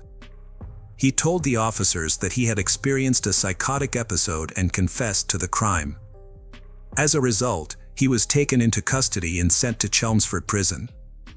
His trial was scheduled for September 7, 2022, at Chelmsford Crown Court. The court's psychiatric examination concluded that Jack was mentally fit to stand trial. However, the evidence against him was irrefutable, including a video recording of him admitting to the crime. Faced with the overwhelming evidence, Jack immediately pleaded guilty. The judge then informed him that, given his confession, a life imprisonment sentence was inevitable. At the hearing, which took place under Judge Edward Murray at Chelmsford Crown Court, prosecutor Simon Spence detailed Jack's extensive criminal history, which dated back to his teenage years. During the hearing, Ashley's parents learned the disturbing truth about Jack. Jack had a history of run-ins with the law, including arrests for stalking, kidnapping, and violent assault. He had also been issued multiple restraining orders, including against his mother and former girlfriend. The revelation of Jack's extensive criminal record shocked and devastated Ashley's parents, who had never suspected the true nature of the man who had taken their daughter's life. During the hearing, the prosecution and defense discussed a letter written by Jack from prison in which he apologized for his actions. The letter was later released to the media by Judge Murray, who cited the importance of transparency in the justice system. In the letter, Jack expressed regret to Ashley's family, especially her mother and sister Haley, acknowledging that nothing could undo the harm he had caused. Jack accepted responsibility for his actions and acknowledged that his mental state contributed to the tragedy. He also claimed to have previously discussed his mental health with Ashley. Ultimately, Jack was sentenced to life in prison with the possibility of parole after 23 years. Hello friends, welcome to our channel. Today we're going to take a look at another horrible case with you. The case of Timothy Jones Jr. Timothy Jones Jr. and Amber Kaiser, a divorced couple, had 5 children together, all under the age of 9. Mara Grace, Elias, Xavier, Nathalie, Gabrielle Asher, and Elaine Marie. The family lived in Lexington, South Carolina. When they first met as teenagers, Amber was attracted to Timothy's world and felt a strong connection to him and his way of life. They got married young, and while Timothy pursued his education in Mississippi, Amber dedicated herself to being a homemaker. Timothy grew up with a mother who struggled with schizophrenia, which gradually worsened over time. She eventually needed constant care. When Timothy's father was just 20 years old, he took Timothy to live with his grandmother. There, Timothy was exposed to a troubled environment marked by domestic violence, substance abuse, and alcoholism. Despite a tough upbringing, Timothy displayed a natural aptitude for numbers, effortlessly solving math problems, and disassembling and reassembling computers with ease. However, his life took a dramatic turn when he entered adolescence and began experiencing auditory hallucinations. At the age of 10, Timothy started using drugs and drinking excessively, and at 15, he suffered a traumatic brain injury in a car accident. This injury affected his frontal lobe, the area of the brain responsible for regulating impulses, which is also linked to psychopathic tendencies. Following the accident, Timothy's behavior became increasingly erratic and stubborn. He grew intensely jealous of his father, feeling threatened by anyone who had a relationship with him, believing they were taking away his father's attention. Over time, Timothy became convinced that his father didn't love him and harbored a deep-seated fear of abandonment. After completing high school, Timothy aspired to join the elite U.S. Navy SEALs, but he lacked the required athletic talent and discipline, leading to his eventual expulsion from the training program due to substance abuse. In 2001, Timothy Jones Jr. was sentenced to a year in a labor camp at an Illinois state prison. When he was released, he appeared to have undergone a significant transformation, with religion becoming a central guiding force in his life. At an amusement park in Chicago, he met Amber, the woman who would become the mother of his children, and they quickly decided to get married, in accordance with the rigid expectations of Timothy's Pentecostal church. At the time of their marriage, Amber was 19 years old, and Timothy was 22. Soon after, Amber became aware of the church's strict rules, which prohibited women from cutting their hair, wearing pants, makeup, or jewelry. Timothy believed in the principle that women should submit to their husbands and have many children. Timothy was a devout individual who dedicated his life to the church. Despite many people warning him against taking the Bible too literally, he remained committed to his faith. He and his spouse had 3 children in quick succession: Mara, Elias, and Nathan, each born a year apart. As their family grew, they relocated to Mississippi, where Timothy earned a degree in computer science and engineering from the state university with highest honors. Throughout this period, Timothy Jones Jr. successfully balanced his marital life, parenthood, and various jobs. His family was incredibly proud of him, recognizing Timothy as a remarkable genius with a bright future. Timothy's life seemed to be progressing smoothly. He secured a job at Intel as a computer chip manufacturer, which his wife Amber saw as a means to a better life. Having lived in student housing in Mississippi, they aspired to raise their 3 children in a larger house and even considered hiring a nanny. Timothy's dream of living on a farm led him to buy a rundown trailer on a dirt road in Red Bank. He purchased animals to raise, and Amber stayed at home to care for the kids and the animals. The problem was that Amber was isolated, with no car and no driving skills in this rural area. By 2012, they had 2 more children, and problems started to surface. Timothy questioned whether he was the father of their youngest daughter, Elaine. He also wanted Amber to homeschool the kids. Despite her limited education, she only finished high school. Amber, who already felt lonely with no nearby family and her husband's family living far away in Mississippi, felt even more inferior to her intelligent and educated husband. Tensions rose when Timothy accused Amber of having an affair with their neighbor. Their marriage began to fall apart, and they considered getting a divorce. Timothy wanted sole custody of the children, so he visited a therapist and asked for a statement to give to his divorce lawyer, claiming he was capable of raising the children on his own. Amber, who didn't have a lawyer and was unsure of what to do, eventually decided it would be best for the children to stay with their father, as she was unemployed and lacked education. As the primary breadwinner, Timothy was granted full custody, and Amber was allowed to visit the children regularly. She left her husband and children behind. However, Timothy's mental state began to deteriorate. Haunted by his failed marriage, he started using drugs and drinking again, struggling with the voices in his head. He became easily provoked over minor issues, and Amber reported that he had once beaten her in front of their children until she lost consciousness. As Timothy struggled to balance work and taking care of the children, he hired a nanny service despite his own instability. The first 2 nannies observed that his home was spotless, and he was dedicated and attentive to his children. Later, he switched services and hired 17-year-old Crystal, who had a young daughter of her own. Timothy soon began an affair with the nanny and attempted to convert her to his religion, insisting she adopt the church's customs, such as wearing long dresses, growing her hair out, and submitting to his authority. When Crystal refused, their relationship began to fall apart. Crystal later stated that Timothy was extremely harsh towards his children, making them stand on their toes for hours, because he believed punishment was necessary to purify their sick bodies. She left after catching him trying to hit her young daughter. After Crystal's departure, Timothy hired another nanny who noticed a significant change in him. His previously clean home was now filthy, filled with trash, dirty clothes, and infested with cockroaches. Over time, Timothy Jones Jr. became increasingly violent, punishing his children daily. He started feeding them only oatmeal throughout the day, limiting them to 1 meal. In August 2014, the nanny contacted South Carolina's social services to report the neglect and abuse in Timothy's home. She described the lack of food and the physical abuse the children suffered. The abuse was so severe that the teachers at the elementary school, attended by the older children, had previously reported it to the agency months earlier.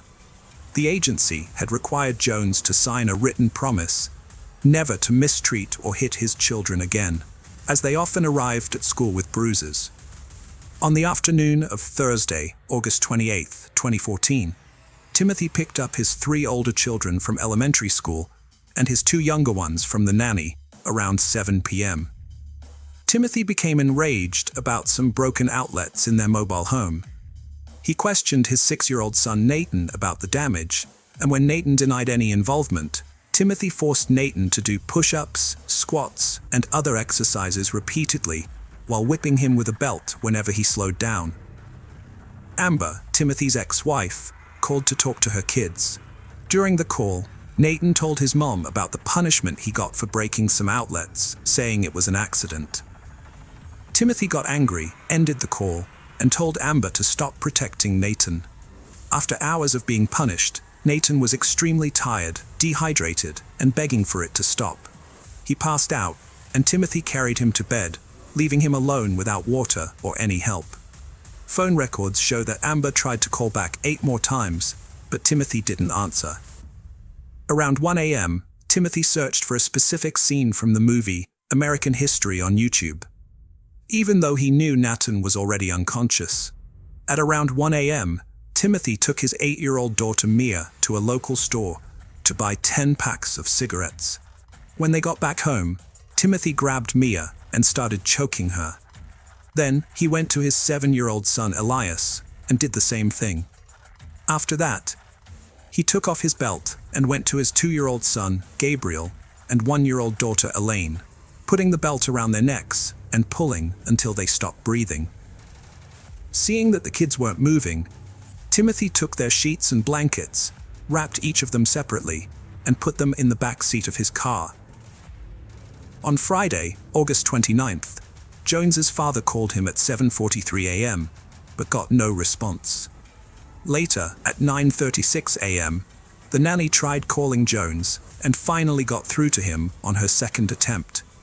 She asked if he would be taking the younger kids to daycare, and he told her not to worry, saying he would take them the following week, explaining that they were currently out of town and would return by Tuesday.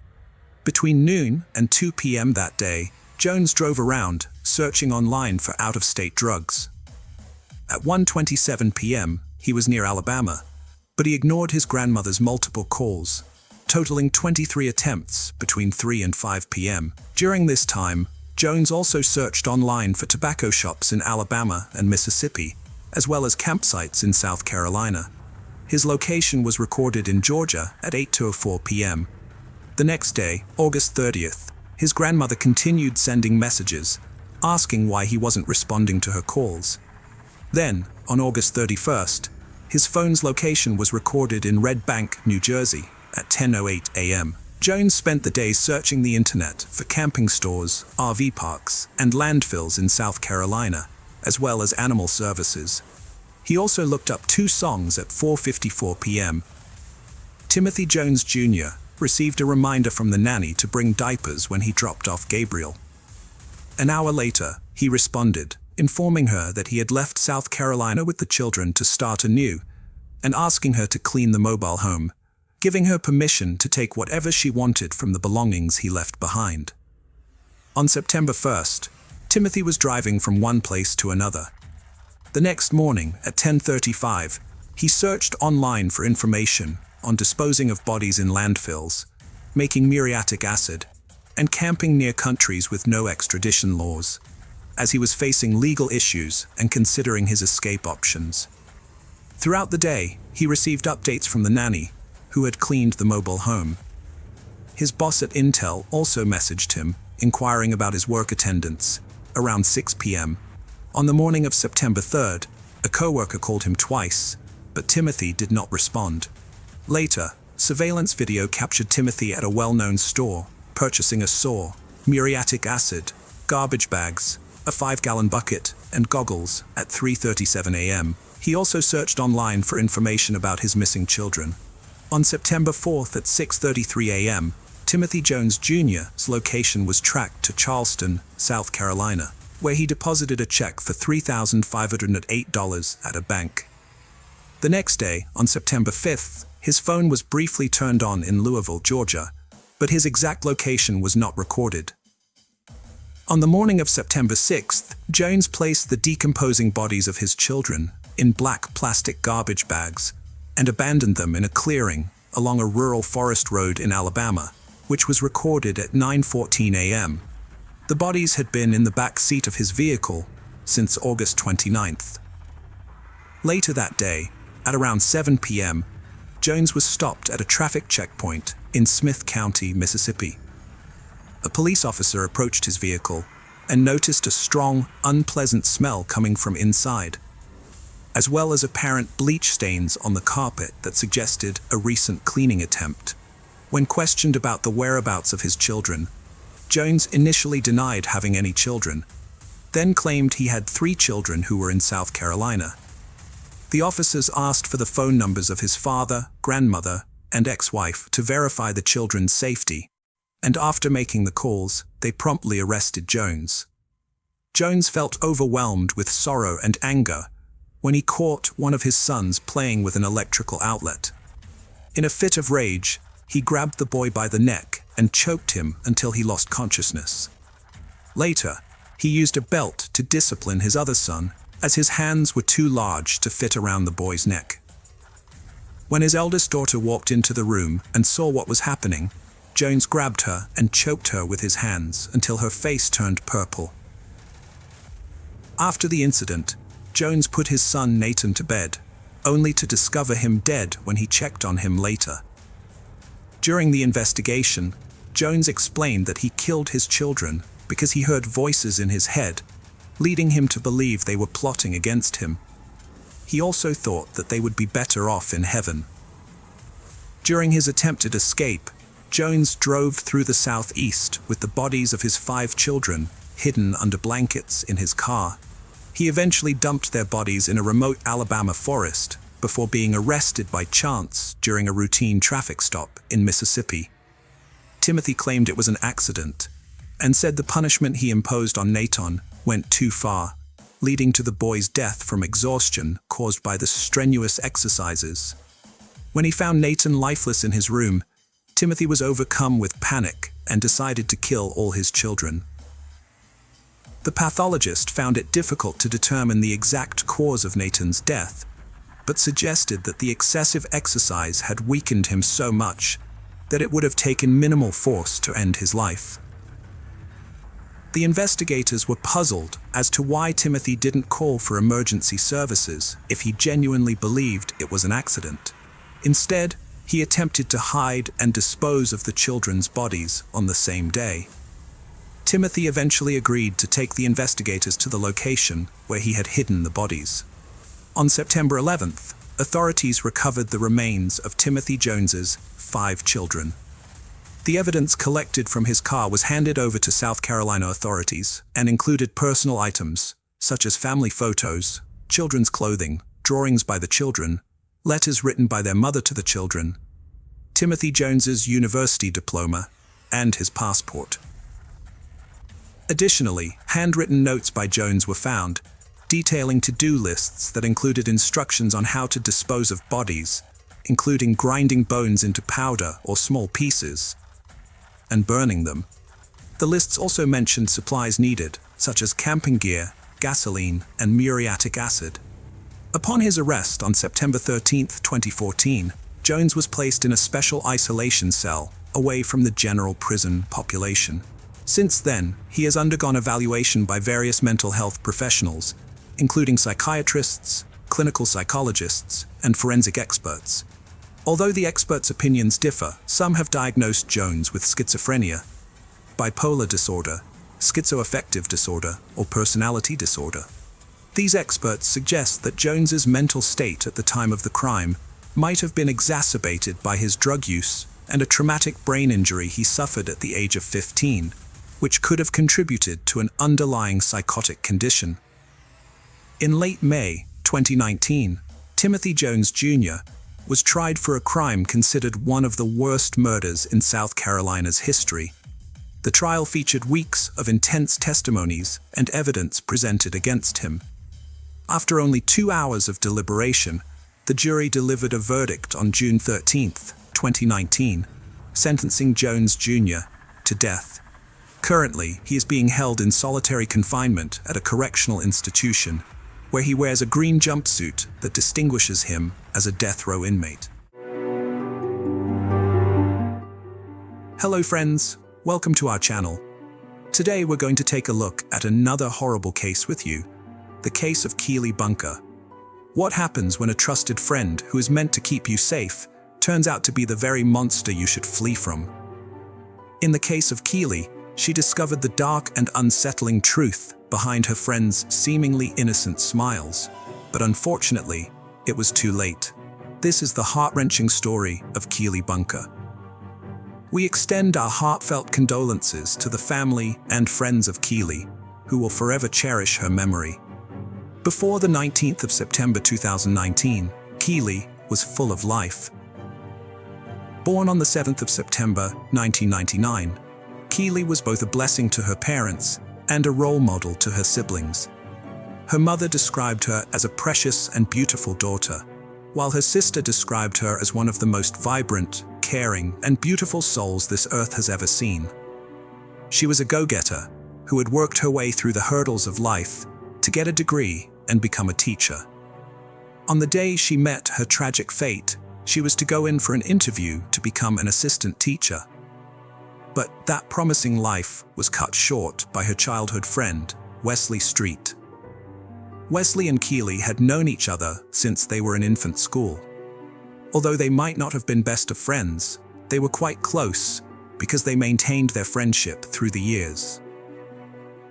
It was for this reason Keely invited him to her 20th birthday celebration after the musician H's concert at the O2 on the 18th of September 2019. Keely was very excited about that day. On the day of the concert, Keely and her best friend, Monique Riggin, met Wesley at the New Street station in Birmingham. After the concert, the trio went to a nightclub where they partied till 2:40 a.m. Then they got a taxi back to Tamworth, where they stayed. Keely's house was a walking distance from where they alighted, and Monique had asked her to stay the night due to concerns about her safety. But Keely didn't want to miss the job interview she had fixed the next day, and said, "I've got Wes, he'll walk me back, it'll be fine." That was the last time Monique saw her. The next day, Keely didn't get to the interview, and friends and family tried to contact her. By 5:30 p.m. that day, her father filed a missing persons report. After reaching out to friends, the police discovered Wesley was the last person to see her, and he was immediately brought in for questioning. The 20-year-old man claimed to have parted ways with Keely when they reached a telephone box close to his home, leaving her to walk the rest of the path alone. As part of the investigation, the police officers told him to take them to the exact location, and he pointed it out. He even showed the officers the exact route they had walked to that very spot, and they couldn't be more grateful for his help, so they let him go. But at 9 p.m., her uncle, Jason Brown, who was part of the search party, discovered Keely's body submerged in a pond in Wigington Park in Tamworth. Her clothes had been taken off, and there were marks on her neck, indicating that she had been strangled to death. It was a horrifying sight. Wesley immediately became the first suspect. The police arrested Wesley, and the interrogation began. He stuck on the fact that he had left Keely alive at the telephone box. But when they went through his mobile phone, his GPS showed that he went to the location of the murder 7 times that day. And when he tried to argue his innocence, the CCTV footage showed him and Keely by Tamworth Rugby Club later than the time he claimed to have left her. His bank card and jacket were found in the park, and the post-mortem examination of Keely revealed Street's DNA. With this evidence, he was charged with the sexual assault and murder of Keely. Initially, during the trial, Wesley kept arguing his innocence. He mentioned that he was so drunk, he messed up the description of how the night went. He promised that he had left her happy, and she seemed happy. However, later into the trial, he claimed to have accidentally killed her during consensual sex in the park. He said Keely had flirted and teased him as they walked home, and in the end, they had found themselves in the park. But you should note that before that confession, he claimed that they were childhood friends who had never entertained any ideas of romance, so it was clear that he kept changing his statements to go in line with the evidence that was being presented. Wesley went on to describe how his GPS location showed him returning to the murder spot several times that day. He said that after accidentally murdering her during a moment of passion, he dumped the body in the pond and kept returning to the location to cover Keely with branches. When he was asked why he didn't tell the truth, when he was asked by the police and Keely's relatives before the body was discovered, he said, I didn't know how to act and explain to other people how she died, because I felt embarrassed in myself and very scared to explain to the police, everyone, my mom and dad. However, the evidence presented by the prosecution showed otherwise. On their walk home, Wesley had persuaded Keely to go towards the rugby club close to the park on the pretext of going for a smoke. On getting to the park, he had forced himself on her and held her in a chokehold while she was fighting for freedom. His claims that he killed her in a moment of passion couldn't have been possible because it would take more than a few seconds for her to die. Then, when she died, he took her to the pond, covered her up with branches, and went home. The evidence presented before the jurors was already enough to find him guilty. But before the sentencing date, more chilling evidence about Wesley's horrible nature came to light. Due to the severity of the case, media outlets were quick to post details about the trial. This unknowingly triggered a reaction from women who had been previous victims of Wesley. In the court, Wesley portrayed himself as a young man who had made innocent mistakes. His father also testified that he was autistic and needed help understanding the proceedings of the trial. However, 3 women who had been victims of his sexual assault came forward to completely refute any claim of his innocence. In the year 2015, he sexually assaulted a 16-year-old girl. In 2017, his victim was a 15-year-old girl. And just a few months before Keely's death, his victim was another 20-year-old. Although investigations show there was a possibility there were more victims, those 3 were the only ones courageous enough to step forward. One of them told the court that she thought she was never going to get over it, but she had fought the sickening thoughts that almost overwhelmed her. Another said she was really scared to tell anyone because of how ashamed she felt. But after hearing about Keely's case, she just couldn't remain quiet. The third survivor shared how she blamed herself for the incident because she had gone to his house. Hannah Sway, the lead prosecutor, described Wesley's offense as a pattern of offending. She described Wesley as a man who tried to get what he wanted without having any regard for the consequences. She also mentioned that his innocent look and friendly character made his victims less wary of him. Reports show that his victims were either friends or acquaintances. It's easy to have a stereotypical image of a perpetrator, but what we often do not think about is a young lad who is popular, who has many friends, who is well known and liked, said Detective Inspector Cheryl Hannon, the senior investigating officer on the case. She also described Wesley as a devious and manipulating character, noting his arrogance in playing the martyr. He acted as if people were blaming him unfairly when he knew full well where she was and what he'd done, and the efforts he'd gone to concealing it to delay people finding her. His friend trusted him to walk her home that night, and it's only Wesley to blame that she didn't make it home. He was trusted to walk her home, but he manipulated the situation, preyed upon her, and ultimately raped and murdered her. He then went on to put himself at the center of the investigation, lying to the police, her family, and her friends that she was safe and well, changing his lies as the evidence was presented to him. Wesley was sentenced to 30 years in prison without parole. During the sentencing, the judge described how Wesley had cut the beautiful life of Keely short, just to satisfy his desires.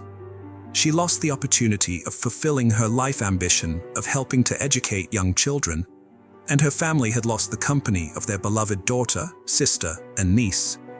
Keely's relatives also shared how they would never completely heal enough to forgive Wesley. Her mother, Debbie, said that as Keely's family, the outcome of this trial will never be enough in terms of justice. Keely was the kindest, most caring, and innocent young lady, and she was only just starting out in her life. Such is the hell they feel. They are incapable of showing any forgiveness. The horrible fate of Keely is a reminder that we can never truly tell who a person is. Everyone should always take precautions when they're out so late, because a person who you might deem your protector might actually be the predator. Shadrach Tyrion was born on September 7, 1997, in Green Bay, Wisconsin. His parents were Tara Pinich and Michael Tyrion. Following his parents' separation, Tara started dating a man named Steve. Shad's family consisted of his parents, two sisters named Ava Weog and Svea Sunar Tyrion, and a brother named Bo Smith. During his childhood, Shad attended Howard and SWO schools before eventually joining the family business with his father and grandfather. Shad was a lively person who loved camping, gaming, and spending time with his family. He had a talent for wood carving and was recognized for his kindness and compassion, always putting others' needs first. His tragic end is particularly poignant considering his empathetic nature and tight-knit family. On February 23, 2022, as night fell, Shad told his family he was going out to meet two friends. His parents bid him goodbye around 9:30 p.m.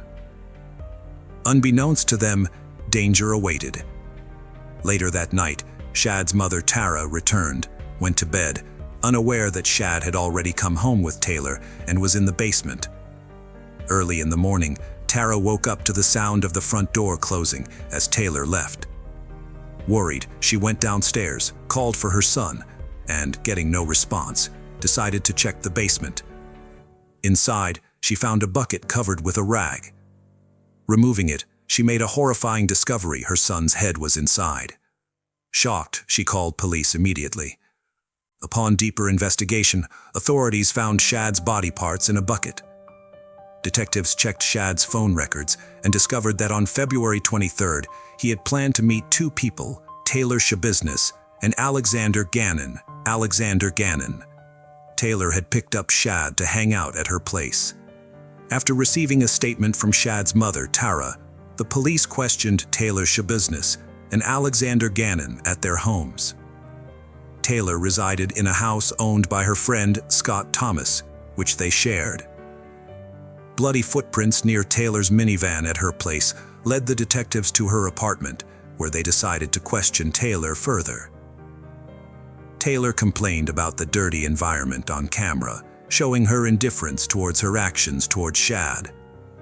The detective then asked her about her relationship with Shad, to which Taylor revealed he was her ex-boyfriend. She admitted to meeting Shad on February 23rd in her apartment, where Scott was also present. Scott was there when the police came to arrest Taylor, and she mentioned that the minivan belonged to Scott. Taylor was questioned about the activities of the three friends that night herself, Shad and Alexander Gannon. She readily admitted to smoking marijuana together. She said that she was giving Shad a haircut while the three of them smoked, but after some time, Alexander Gannon decided to go home, saying it was late. After Alexander Gannon left, Taylor and Shad decided to go to Shad's house, where he told her that his mother were going to be arriving home late. They went to Shad's house and consumed crystal methamphetamine. She also confessed to stealing trazodone from her friend Scott's drawer, and they both injected it using a needle. Taylor's admission of using drugs that night suggested that she might have a history of substance abuse, which added another complex layer to this case. The detective recognized that Taylor was under the influence of drugs during the questioning, but continued with the interrogation without hesitation. Taylor confessed to detective that Shad's remains were still in the basement. The detective further pressed her, asking for details about what exactly happened to Shad, but Taylor replied that she had blacked out after drinking and smoking for some time. This time, even though Taylor tried to find a way out by attempting to lie, she quickly realized that her tactics weren't working, and she had no other option except to confess. Later in the interview, Taylor admitted that she and Shad had been intimate that night, and there were also toys and other props involved, including a choke collar. As the interrogation continued, detective questioned her about the chains and other toys that they had found at the scene. Taylor admitted that she loved to strangle Shad, and he enjoyed it too. This reveals her sadistic and violent tendencies. When the detective continued asking Taylor where the other body parts were, she displayed a slight sense of regret for not bringing Shad's head with her. However, Taylor was not remorseful for her actions. Instead, she was dejected because of the mistake she'd made in leaving Shad's head in his basement, which eventually led the police to her. She provided clear answers to the detective, stating that some of Shad's body parts were inside the van, while the others remained in the basement. Her lack of remorse after committing such a heinous crime was startling. This might stem from a disturbed psyche or a potential mental health condition that hinders her ability to experience any emotions related to this atrocious crime. Another possibility is that she may have been under the influence of drugs, which could have prompted her to act on intrusive thoughts. However, the detectives were yet to uncover the whole truth. During the interrogation, she giggled often and laughed while giving details about the events of that night. Detective asked her that, "Remember what happened with Shad?" She said that here comes the chain, and then he put it around his neck while they were playing around, and this shows again that Taylor did not understand how serious her actions were when she brutally dismembered her ex-partner. The detective saw Taylor's brutal and sadistic side when she said that she loved watching Shad's internal organs as she dismembered him with kitchen knives. She also added, in an almost casual tone, that she got lazy that night and didn't bother dismembering and moving all the body parts to her apartment. Taylor's casual behavior and detachment from the crime she just committed made the detective question whether she had intended for Shad to die from the beginning. When questioned about this, Taylor answered no, but there was no hint of remorse or repentance in her voice. She continued to describe the events of the night as if she were having a casual conversation, which slowly started to suggest that she may be dealing with mental health issues. Taylor confessed to strangling Shad with chains, finding pleasure in the act, and continuing even after Shad's death. She claimed an irresistible urge to kill those she loved too much, proving her awareness of Shad's murder. Taylor also admitted to engaging in sexual acts with Shad's corpse, displaying necrophiliac tendencies. Taylor expressed regret for not taking any drugs after the process, as she knew it would have helped her calm down. She admitted to feeling frustrated while dismembering Shad and cleaning up the mess, but she said she enjoyed the process. After confessing to the crime, Taylor briefly diverted the conversation by saying she messed up and didn't intend for those things to happen. However, while reenacting the scene of her strangling Shad that night, she was observed laughing without any hint of guilt or remorse in her voice, a clear indication of a person with a distorted psychological state. When the detective asked why Taylor didn't call for the police or an ambulance, she genuinely felt remorseful for her actions. Taylor did admit that she had considered it, but she was experiencing irrational thoughts after the murder. During another interrogation, the detective asked Taylor how she dismembered Shad's body, and Taylor proceeded to provide a vivid description of the gruesome act that took place that night. Her description of the details was more akin to reliving those moments to experience the thrill again. Taylor Denise Coronado, born in Evan, Illinois in November 1997, to parents Maria and Arturo Coronado, moved to Wisconsin with her family when she was in the 4th grade. Later in life, she married Warren Shabuznes, who was incarcerated at the time of the incident. They had a 2-year-old son named Maddo. Despite this, Taylor engaged in sexual activities with her ex-partner, Shad Tyrion, after committing a gruesome crime. The police were aware that Taylor had significant mental health issues and desperately needed psychological assistance. They were certain that she was fully aware of her actions when she committed the crime, as she admitted multiple times that she enjoyed the act of dismembering Shad's body. Taylor also confessed to playing with the deceased Shad, using various toys, as well as performing oral acts on him. This deeply disturbed not only the investigators, but also the people around the world, who began to question the lack of humanity in individuals like Taylor Shabuznes. Taylor was arrested on February 23, 2022, for murdering and dismembering her ex-lover, Shad Tyrion. On July 24, 2022, the trial of Taylor Shabs began. Considering the gravity of the crime, the court had to determine if Taylor was sane during the time of the crime and if she knew her actions were wrong. During the trial, Taylor's grandmother testified that Taylor had a very difficult childhood. She lost her mother at an early age, and her father remarried. Taylor also lost her brother, Arturo Coronado Jr., in a motorcycle accident in 2021. Her husband, Warren Shabuznes, who also defended her in court, was already in prison for illegally distributing meth. Taylor's grandmother added that 24 hours after Taylor's son was born, he was taken away by Child Protective Services, but she and her husband were fighting for custody of their grandson, Matto. Growing up in such a toxic environment, Taylor had dealt with depression and bipolar disorder. The grandmother stated that Taylor needed psychological help and another chance to live her life. When Taylor's 51-year-old father, Arturo Coronado, came to give his testimony, he too had to be transported from prison, where he was serving a sentence for second-degree assault of a child. His testimony revealed that Taylor had some issues during her high school years. As a way to address these issues, her father sent her to live with her grandparents in Texas, where she eventually graduated. He also stated that shortly before Matto was born, Taylor was admitted to the Nicollet Psychiatric Center due to hallucinations and suicidal thoughts. The father added that Taylor was doing relatively well until her husband came into the picture and got her addicted to drugs. Similarly, when Taylor and Shad's mutual friend Alexander Gannon came to testify, Taylor continued to giggle and laugh throughout his testimony. Alexander confirmed that he had known Taylor and Shad since they attended Bellevue Middle School together and that the two were dating back then. He also provided his account of the day of the murder, stating that he was with them at Taylor's apartment, drinking, and left around 1 or 2 a.m. as it was getting late. Alexander further mentioned that he had tried to contact Shad the next day, but received no response.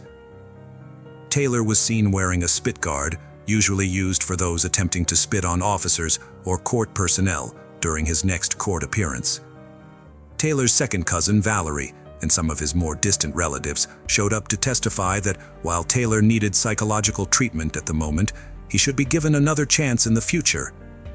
Shad's uncle, Kelly Tyrion, made a rather emotional statement. He emphasized the point that everyone goes through tough times in their lives, but that's no excuse for murdering someone so brutally, and her mental health issues shouldn't be a reason for the possibility of parole. When it was Shad's father, Michael Tyrion's turn, he made a surprising statement by forgiving Taylor for his actions. Michael expressed his forgiveness towards Taylor, acknowledging that he had made a regrettable decision that he now had to live with. He also shared fond memories of Shad, describing him as a kind and happy child. Despite the gravity of Taylor's actions, Michael extended forgiveness and expressed hope for Taylor's future. He mentioned the possibility of requesting the judge to consider allowing Taylor to re-enter society at some point, emphasizing that everyone makes mistakes and has the potential to change for the better. Michael chose not to harbor hatred towards Taylor, recognizing his humanity and wishing him well. Finally, the Assistant District Attorney, Caleb Saunders, concluded that what Taylor did to Shad was not due to substance abuse or mental health issues. She simply committed the crime because she enjoyed it. He added that Taylor's lack of remorse should earn her the highest possible sentence for this terrible crime. The defense attorney, Christopher Frolich, said that Taylor was not a lost cause or a monster, and despite having committed this irreversible and horrible crime, she should be given a second chance. He also classified the entire murder as an honest mistake. However, when he asked for a possible extension of the trial, the outburst displayed by Taylor in the court provided a clear indication to everyone that she was not merely a victim of substance abuse, but rather someone who was dealing with significant issues that required immediate attention. The trial concluded on September 26, 2022, where Judge Thomas Walsh sentenced Taylor Shabs to life imprisonment without the possibility of parole. This case shocked the entire world, as people were bewildered by how inhumanely Taylor had dismembered her former lover, Shad Tyrion. What's even more shocking was that the person showed no remorse or guilt for the horrible crime they committed. This raised questions about the state of humanity and society in the current time. Shad's family and friends came together to pray for his soul and spoke about how they'll never be able to heal from this tragic incident. It was also shocking that even after knowing the gravity of the crime committed by Taylor, her family was ready to defend her and blame her upbringing for the crime that she committed. Today's case was truly a disturbing one. It makes one question the lack of humanity and empathy in people like Taylor, who can easily dismember a person that once trusted her. It also highlights that strained family relationships and lack of parental guidance in a child's life when they're growing up can indeed create a monster like Taylor Shabs. Hello friends, welcome to our channel. Today we're going to take a look at another horrible case with you. The case of Lorena Bobbitt. It's said that a humiliated and insulted woman is capable of anything, with the most terrifying in this list being revenge. Cruel, ingenious, and sometimes unpredictable.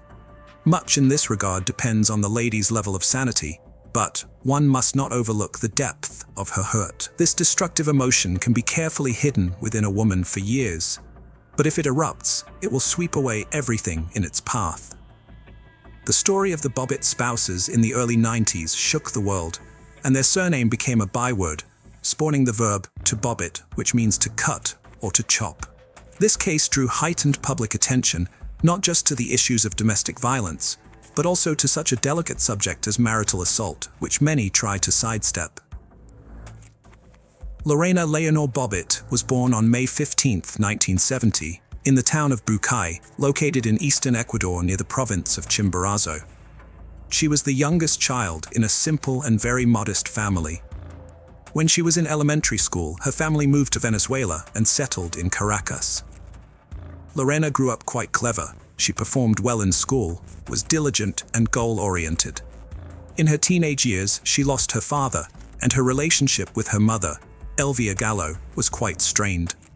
As soon as she graduated from school, she decided to move to the United States to live with her cousin, Jana Basutti. Her relative gladly took her in and helped her with the paperwork for a student visa.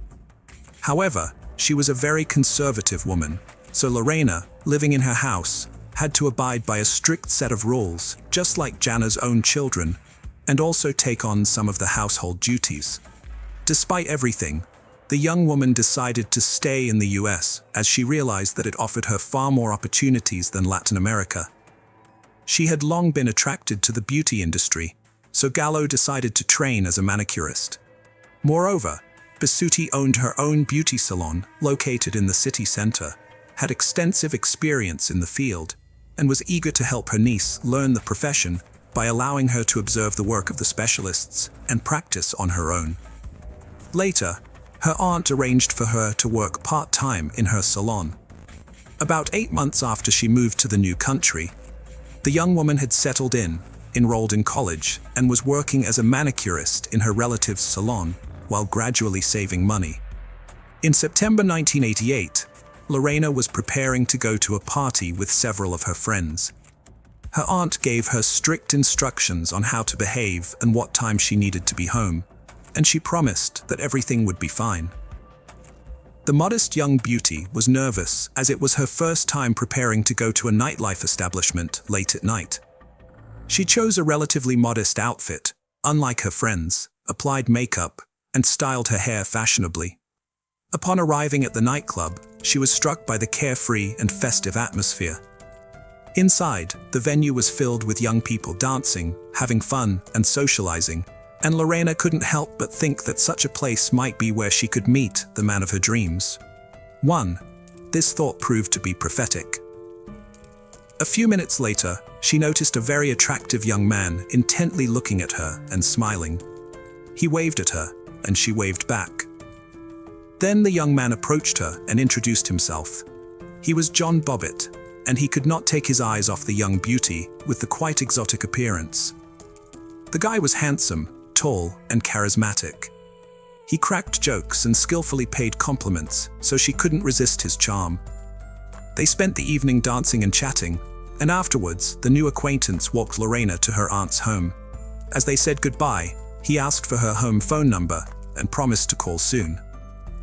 John Wayne Bobbitt was born on March 24, 1967, in Buffalo, in the northwestern part of New York State.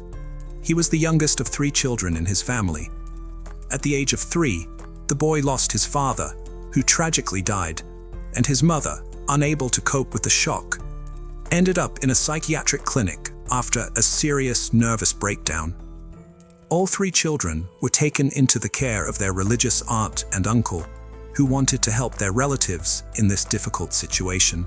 The boy was still very young at the time, but the events that occurred undoubtedly left a mark on his life. The aunt and uncle raised the children with strictness in accordance with religious canons. They all attended church every Sunday and engaged in charity work, trying to help those around them. John was not an outstanding student, but overall he did fairly well in school. As a teenager, he decided to pursue a future in military service. After undergoing the necessary training and special preparation at a military academy, the young man joined the ranks of the Marines, where he proved himself as a brave, disciplined, and determined young man. However, after a few years, the strict regime and the need to obey in the army began to weigh on him. After leaving the service with some military experience and skills, he was hired as a security guard at one of the city's popular establishments, but he later changed jobs frequently, not staying long at any. The day after they met, John, as promised, called Lorena to ask her out on a date.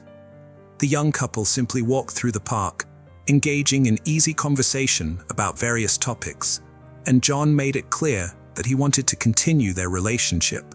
Lorena was not opposed to this, but according to the rules set by her aunt, she had to introduce her boyfriend to her before they could start a serious relationship. John accepted all the conditions, and on the appointed day, he came to dinner at the home of his beloved's relative. Bobbitt was very sweet, courteous, and considerate, yet he made an effort to appear serious. He managed to make a good impression on the strict Jana, and after a serious one-on-one conversation with the young man, the woman allowed her niece to continue seeing John. 6 months after the start of their romantic relationship, the suitor proposed to Lorena, and she accepted. She was overjoyed, having always dreamed of a family, children, and a home of her own.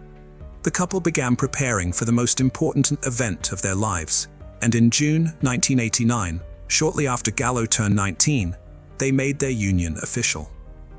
The wedding celebration was quite modest, as the young couple did not have the money for a lavish ceremony, and they chose to spend their savings on a honeymoon by the warm ocean coast. They were happy, but the only shadow over the celebration was the absence of the bride and groom's parents. Instead, their aunts and uncles came to share the joyous moment with them. After the wedding and a delightful honeymoon, the couple moved to Virginia and settled in a quiet and cozy area of the city called Manassas. The first few months of their life together were like a real fairy tale. They enjoyed each other's company, showing mutual tenderness, care, and love. But as the new year of 1990 approached, the situation began to change for the worse. At first, Lorena tried not to pay much attention to some of her young husband's remarks and rudeness, thinking it was just a so-called adjustment period. But one day, when she served cooled soup for dinner, her husband simply threw the plate on the floor and then started yelling at his wife, insulting her and calling her a terrible homemaker. She tried to argue, pointing out that John Wang, he closely monitored where she went and who she spoke to. At home, she had to follow the rules he set, and intimacy between them occurred only when John wanted it, regardless of Lena's wishes. The poor girl couldn't share her problems with anyone as she found the situation shameful and humiliating. On June 22, 1993, John, along with his longtime military buddy, decided to go out to an entertainment venue. The men partied and drank until late at night, while Lorena was at home alone. She did not wait up for her husband and went to the bedroom around midnight, soon falling asleep. Around 3 in the morning, a drunk and aroused John returned home. He didn't waste any time and ripped the shirt off his sleeping wife. Lorena hardly understood what was happening when her husband forcefully took advantage of her. She begged him to stop and not to do this, crying, but he was completely indifferent to her pleas and tears. After it was over, John simply collapsed next to her and fell asleep. Lorena, trembling and sobbing, made her way to the kitchen. She poured herself some water and took a few sips to calm down. But then her gaze fell on a stand with large, sharp kitchen knives. Her hand reached out on its own and pulled out a carving knife. Out of her mind, she went back to the bedroom where her husband lay on his back, snoring drunkenly. She grabbed his genitalia with her left hand, squeezed hard, and sharply cut through with the knife, severing a large part of it. John jumped up, screaming in agony, while Lorena simply walked out of the room, went to the garage, and got into her car, speeding away through the deserted nighttime streets of the city. She only came to her senses at an intersection when she saw a red light at the traffic signal. At that moment, she looked at her blood-stained hands and realized that she was still holding the severed part of John's body in her left hand. She rolled down the window and threw the detested piece of flesh out, then continued driving. Lorena headed to the home of a close friend who was stunned by her nighttime visit and the state she was in. After Lorena told her what had happened, her friend, realizing the gravity of the situation, called the police herself and summoned a medical team to the house where the injured Bobbitt was. Precision surgery was required. Throughout this ordeal, John was desperately trying to stop the bleeding by pressing a sheet against his wound. Notably, the groin vein is a major vessel, and its injury nearly always results in death from blood loss. However, John was somewhat fortunate, if one could say that, because a clot had formed, significantly slowing the blood loss. The responding medics arrived in time to transport him to the nearest hospital, where he received immediate medical attention. The question then arose about the whereabouts of the severed part of his genitalia, as it was still possible to reattach it to its original place, with restoration of its initial physiological functions. Lorena indicated the approximate area of the road where she had discarded her husband's anatomical fragment, and after an extensive search, the police were able to find it. The amputated organ was cleansed with antiseptic, then placed in a special container with medical ice, and urgently transported to the hospital where the injured party was already being treated. The surgeon who arrived from the state capital was astounded by the complexity of the situation, as he had never encountered such a case before. But he proceeded with the operation anyway. He performed a unique surgery for that time, which lasted more than 9 hours and was more than successful. Despite the traumatic amputation of the organ and the fact that it had lain on the road for over an hour, all tissues and vessels were successfully reattached, and the patient quickly began to recover. Public outcry ensued. That same night, Lorena was arrested and taken to the police station for questioning, as well as to clarify all the circumstances and motives of her actions. She immediately confessed to everything and shared her harrowing story that had driven her to such a desperate act. She recounted how 4 years of marriage had turned into a real nightmare for her, with her husband regularly abusing her, both emotionally and physically, and forcing intimacy only when he desired. Mrs. Bobbitt also mentioned how, about a year ago, her husband had forced her to terminate a pregnancy despite her deep desire to have a child, and that abortion had been a traumatizing event for her. Regarding the incident itself, she said she remembered very little of that night and had acted as if she were in a fog. Lorena recounted how her husband had come home drunk and simply taken advantage of her, and although she tried to resist, he ignored her. After the incident, she went to the kitchen for water, and the next thing she remembered was her husband's scream, the roar of the car engine, and the part of his genitalia that she was clutching in her hand as she sat behind the wheel. The case caused a significant stir in the press and was actively covered by the media. Many women like Lorena, who had suffered from domestic violence, as well as feminist organizations, which were gaining strength and popularity at the time, rallied to her side. In the early 90s, wives who were subjected to emotional and physical abuse by their husbands typically remained silent about their plight. Society was still inclined to blame the victims themselves, suggesting that they provoked conflicts or behaved improperly. It was assumed that a wife should be submissive and obey her husband in everything, and if the husband was dissatisfied and resorted to violence, it was considered the wife's fault. It was her fault. Intimacy in marriage was considered a duty of the wife, not open to discussion. On the other hand, almost all men sided with John. Many feared that Lorena's act might prove contagious, prompting other women suffering from physical and intimate violence in marriage to also take up knives. According to official statistics, there were several million such women in the country at that time. Trials and sentences of the spouses, two parallel court cases, began almost simultaneously. Lorena officially charged her husband only with taking advantage of her on that fateful night, although in court she detailed the years of regular abuse and beatings, emotional violence and humiliations she endured, as well as the abortion she was forced to undergo against her will under her husband's coercion. John's testimony was confused. He denied all allegations against him, but much of what Lorena said was corroborated by facts. For instance, it was confirmed that he did not have steady employment or a stable source of income, yet he loved spending time in entertainment venues, often forcibly or deceitfully taking money from his wife to do so. Additionally, Lorena's friends confirmed that they had repeatedly seen bruises and scrapes on her body, and she had been in a depressed state for a long time, though she tried not to complain. The court concluded that the husband had indeed abused his wife both emotionally and physically throughout their marriage, driving her to desperation. However, regarding the charge of intimate violence that occurred on the night of June 23, 1993, there was not enough evidence, and thus John was acquitted. He presented several versions of what happened that evening, and the jury, composed of 9 women and 3 men, found him not guilty. In the fall of that year, Lorena's trial began in September 1993. She was charged with inflicting severe bodily harm on her spouse. Her lawyers argued that she acted while suffering from PTSD, post-traumatic stress disorder, caused by the ongoing emotional and physical abuse from her husband.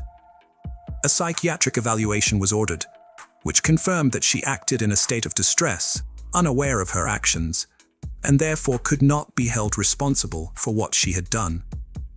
In early January of the following year, after nearly 8 hours of deliberation, the jury decided that Lorena could not be held criminally responsible for her actions, as she was in a state of insanity at the time of the offense. However, she was required to undergo a 6-week treatment program at a specialized clinic, after which she was able to return to her previous life. The spouses officially divorced only in 1995, after which Lorena reverted to her maiden name. What became of John later?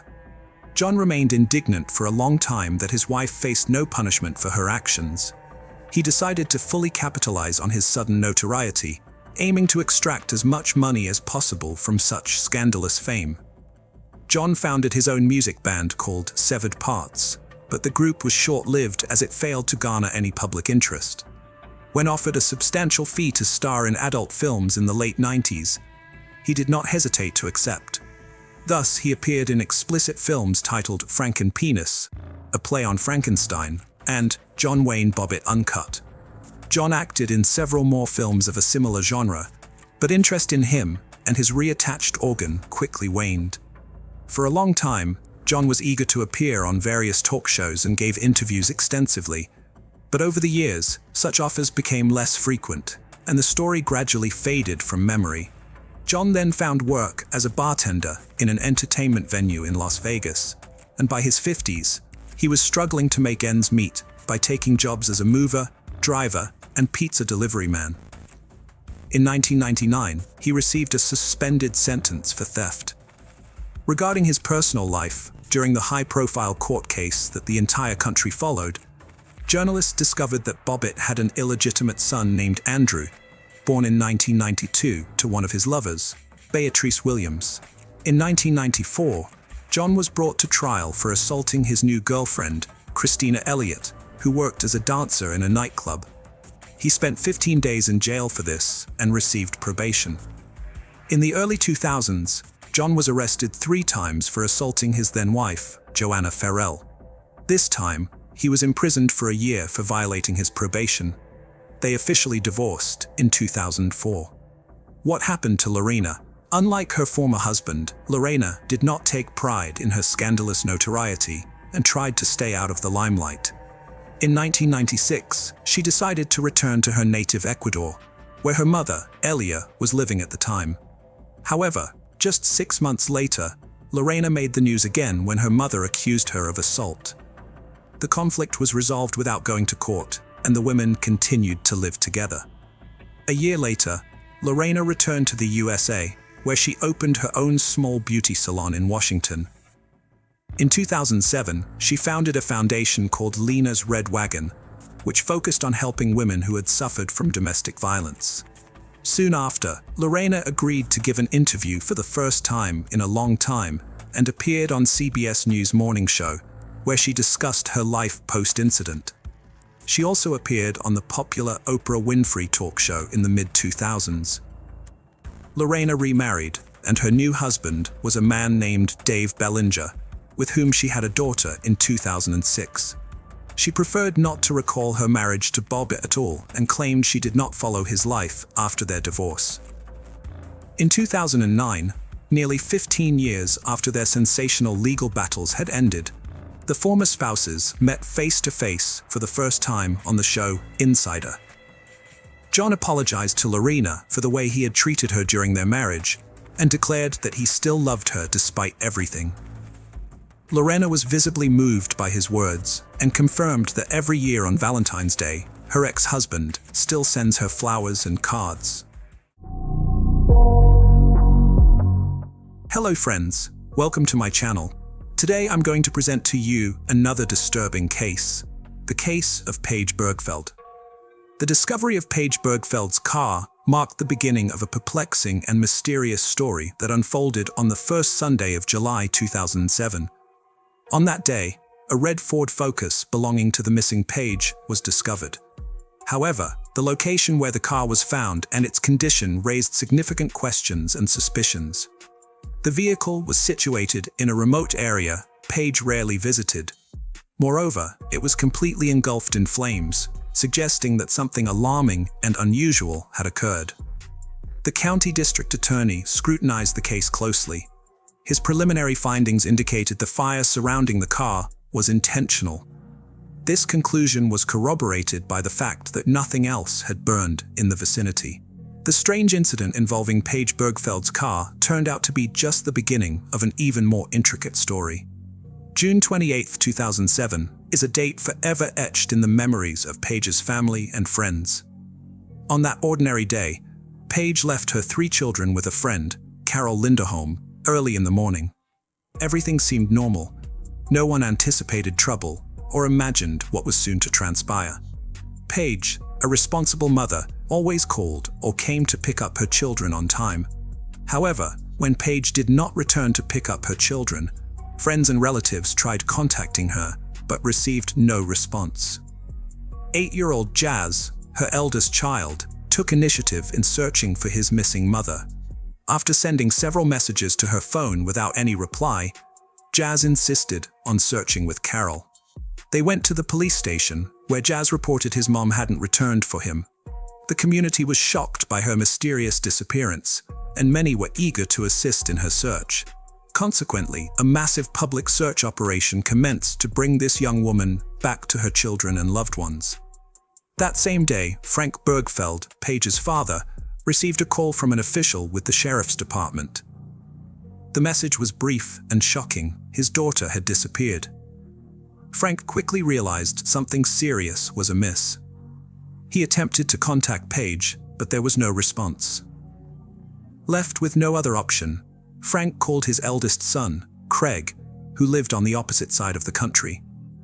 Without a moment's hesitation, Craig purchased a one-way ticket and arrived in town ready to assist in the search for his sister. Family and friends combined efforts with police and volunteers to initiate a massive search operation. People from various neighborhoods gathered to look for Paige, meticulously combing the surrounding areas and checking every possible corner where any trace of her could be found. The police began by examining Paige's history with her loved ones to determine if they had any involvement in her disappearance. Naturally, authorities directed their attention to Paige's relationship with her first husband, Howard Bigler. Paige and Howard's relationship traced back to her high school years. After graduating from high school, Paige enrolled in the nursing program at the University of Florida, where she met a young man named Howard Bigler. Their mutual affection led them to start dating. Upon successfully obtaining her nursing degree, Paige returned to Colorado, where she continued living with her family. In 1995, after some time passed, she married Howard Bigler. At first glance, they appeared as a happy couple. They shared numerous interests and views on life.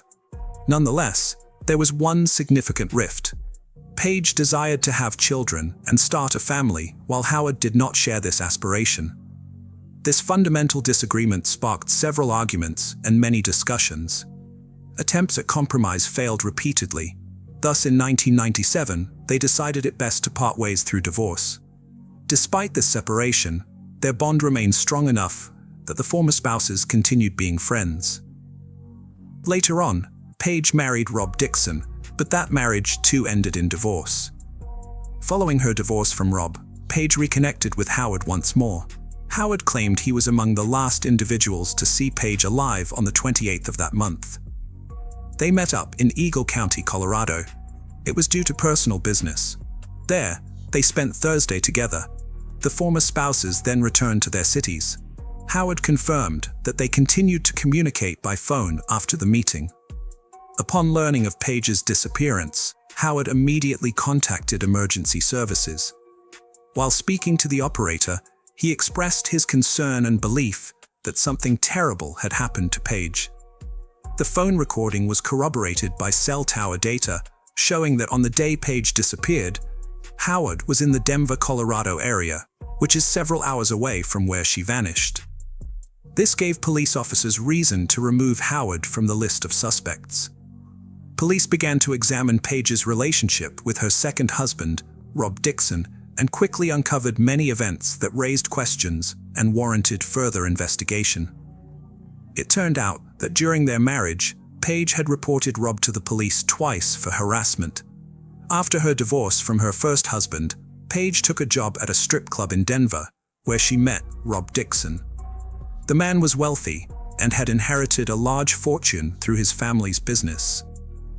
Having fallen in love with each other, Paige and Rob did not hesitate and entered into marriage in 1998.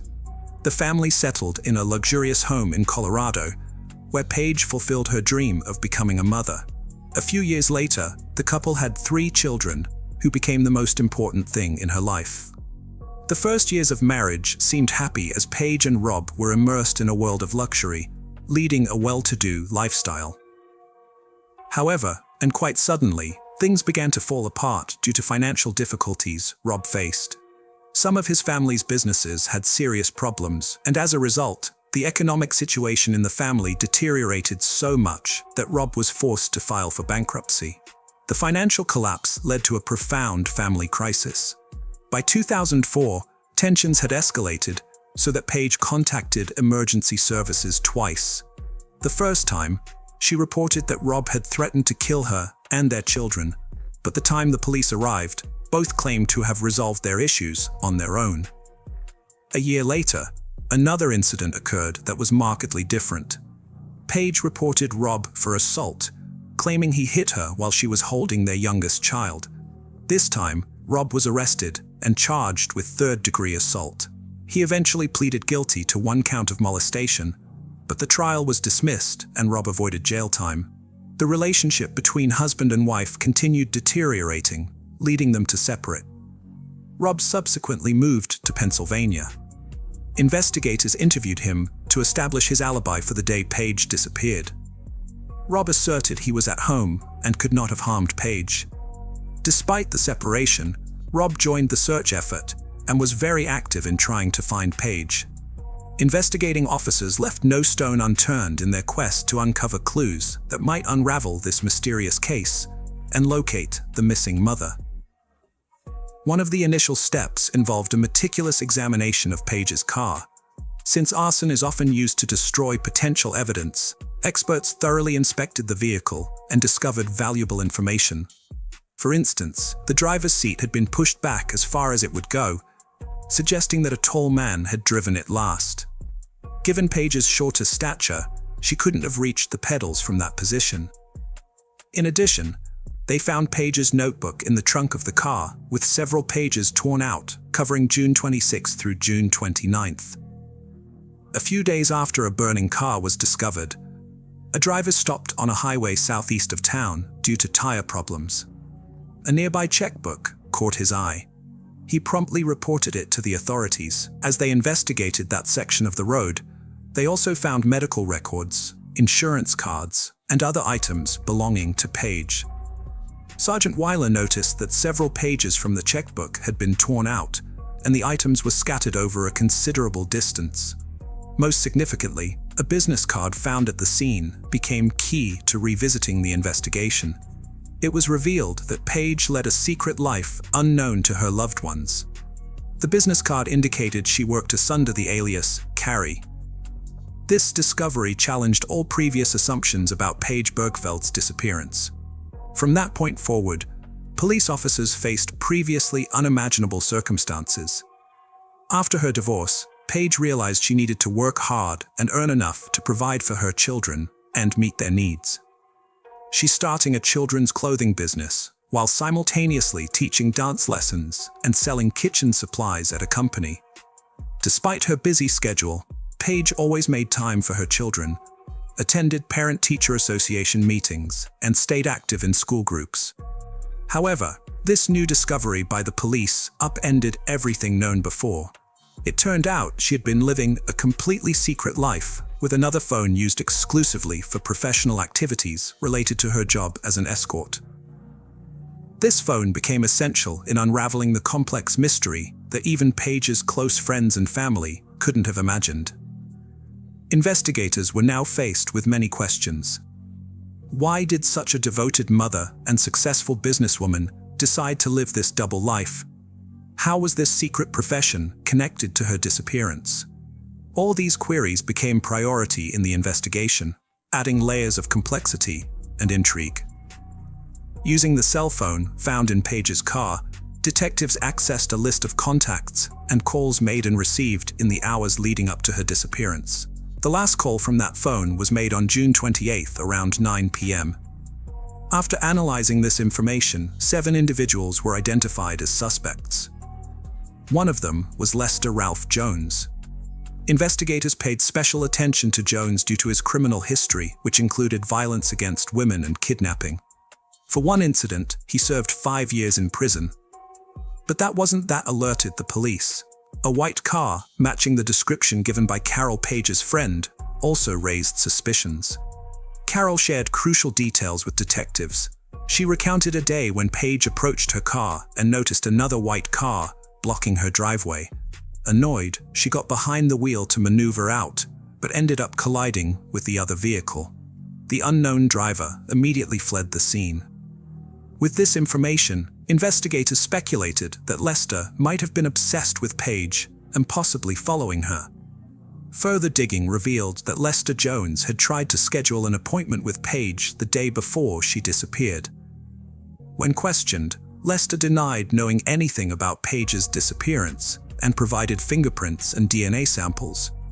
However, many suspicious items were found in his home: a disposable cell phone, men's wigs, a sheet with an escort services phone number, and women's lingerie in various sizes. Particular attention was given to the disposable cell phone found at Lester's residence.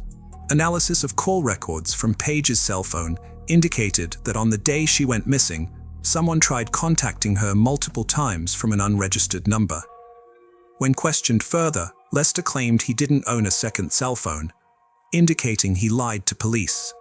Police determined that the phone had been purchased at a supermarket on North Avenue. Store video footage confirmed Lester was indeed the purchaser of that disposable cell phone.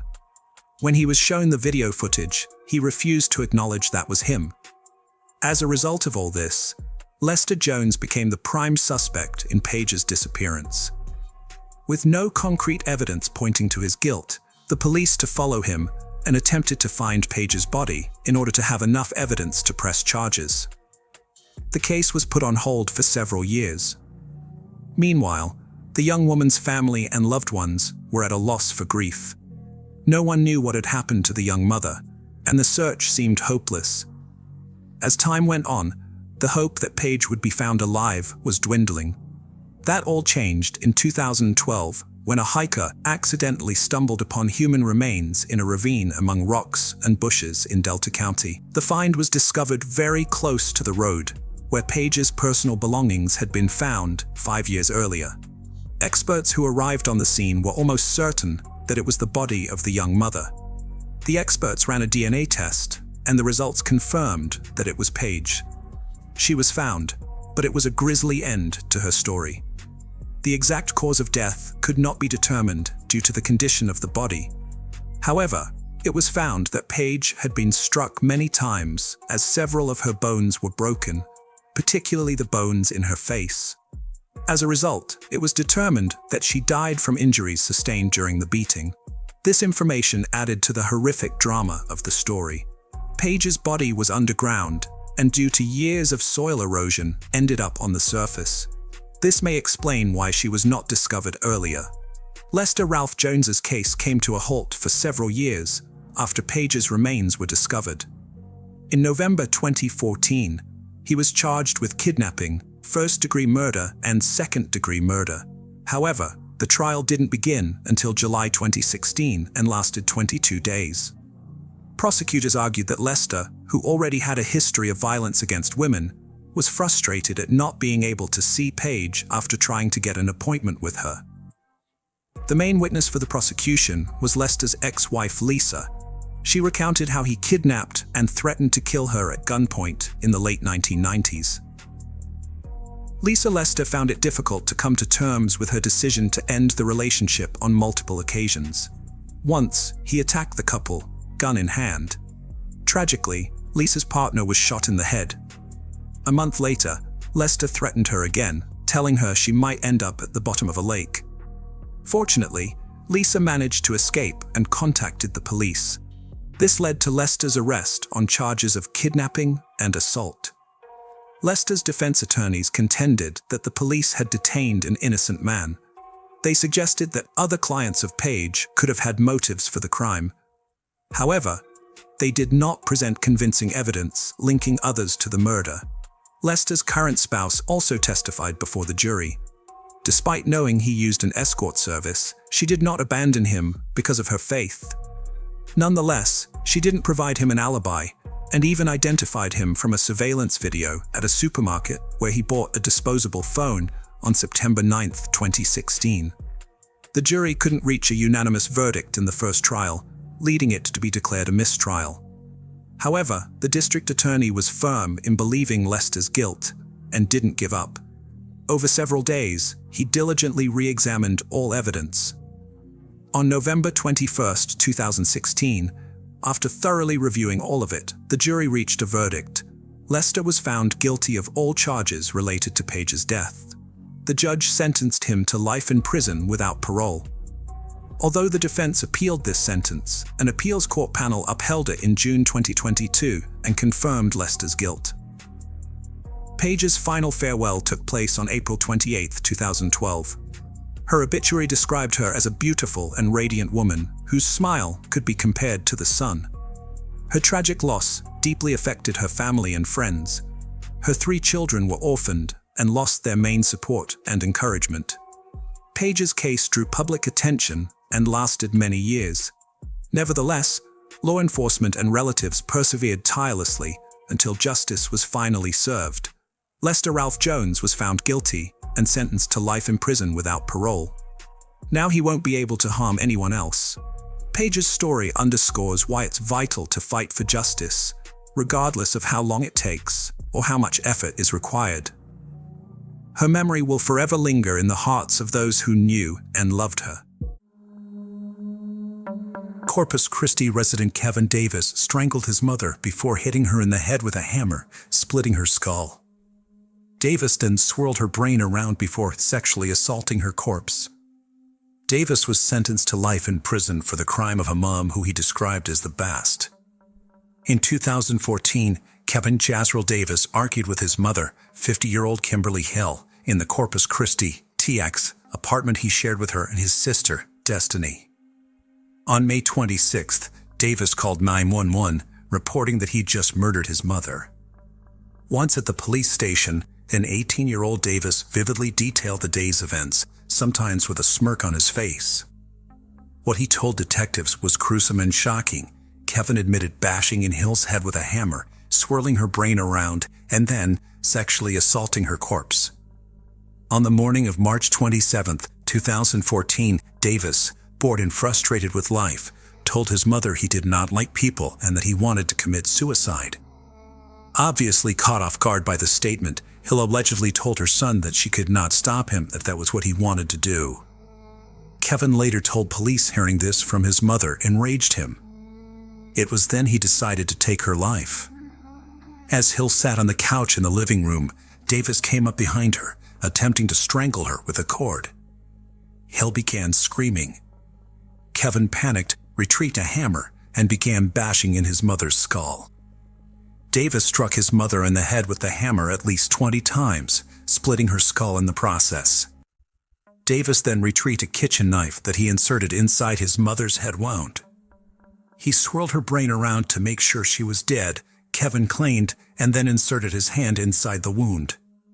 He would tell detectives during a taped interrogation that his mother's brain felt like putty. Kevin then dragged his mother's lifeless body to her bedroom and raped her corpse. When he finished the sadistic act, he went to a neighbor's house, saying he just killed someone and needed help. The neighbor dialed 911. Police arrested Davis without incident. At the police station, he made a full confession of the crime, giving details that even seasoned detectives found highly disturbing. Watch part of Kevin Davis's confession. During the interrogation, Davis told detectives that he originally planned on killing his sister, too, but changed his mind. He further admitted that he often fantasized about having sex with dead bodies. With a smirk on his face, Kevin also told the detective that he was a virgin before he raped his mother. He stated, "I guess I've lost my virginity to a corpse," as he gently laughed. What did Kimberly Hill do to warrant such a violent death? Nothing warrants a son murdering and sexually assaulting his mother, of course, and Kevin could not give detectives one good reason for the crime. According to Kevin, she was a great mom that did not deserve what he had done to her. He said that she was the best mother in the world, and went on to say, "I am a terrible, disgusting person." Kevin admitted that he had the best mother in the world, telling detectives that she did nothing to deserve what was done to her. He went on to say that he was a terrible, disgusting person. In reality, Kevin was a serial killer in the making, a psychopath who took sadistic pleasure in hurting other people. Although diagnosed by a psychologist with antisocial personality disorder, the doctor said he knew right from wrong when he brutally murdered and raped his mother. He readily admitted that he would kill again if ever released from prison. He also confessed to then fleeing the crime scene on his bicycle. Before he did that, though, he left several handwritten notes for the police, one of which read, "Chase me. Sorry for the mess. KD." But after a while, he decided against leaving town and called 911 to report his mother's killing and his crimes. Despite admitting to the murder and making a videotaped confession, Kevin Davis pleaded not guilty to the charges in court. He later changed the plea. Davis smiled at the jury as they sentenced him to life in prison. He serves his time at the Jester 4 facility in Richmond, Texas, and is eligible for parole in March 2044. Story number 2. Story of the Killer Priest. We will be exploring the story of a killer. A priest that seemed to be normal, nothing strange or nothing weird about him. However, he did have a dark side. It turns out that not only was he a pervert, but he was manipulating people as he saw fit, especially women. And now, without further ado, let's dive into the story of gore. We're going back in time in the 50s in France, and we need to take note that the church at that time had a very important place in people's lives. Especially in the countryside, the priests were almost as important as the mayors because they were representing a type of moral authority that many people listened to. And this was the case in the small village of Europe, where this story took place. A town that had about 400 villagers, Gore was born on the countryside, and his family was very Catholic. They raised him so that he can have a career in religion as a priest, and even if that was not his first choice, that is exactly what he became. It is in 1950 that Guy became a priest at the Church of Europe. In appearance, this young man looked like the ideal priest. He was nice, friendly, kind, and very dynamic. Anything linked to religion, he did it very, very well. He had a lot of great ideas to help the village grow. He created a choir, a group to play in a theater piece. He did organize multiple excursions for the kids, and he was known to have created a soccer team for the boys of the village. The older people thought that it was very modern for him to bring all these items to the village, and the younger generation thought it was pretty amazing and appreciated the modern aspect that he brought to the town and to the religion. Dewar was apparently also a beautiful man, and the ladies found him very charming. Now, as I have mentioned at the beginning, underneath this whole angelic disguise guy was actually hiding a dark secret. His personality, he had a thirst for kollel pleasure, and he was using his charm to get closer to the ladies. After a lot of perversity and manipulation, a lot of the women actually gave in, and none of the women spoke as they were afraid that no one would believe them and did not want to be seen as the shame of the village. It is in 1953 that things took a different turn for Guy Dyer, and an incident happened that changed the plan of the priest. A girl fell for his charm, and guess what happened? She became pregnant. Now, of course, the priest denies everything, and he says that he is not the father. He threatens the girl and says that if she does not stop, he will file a complaint for defamation.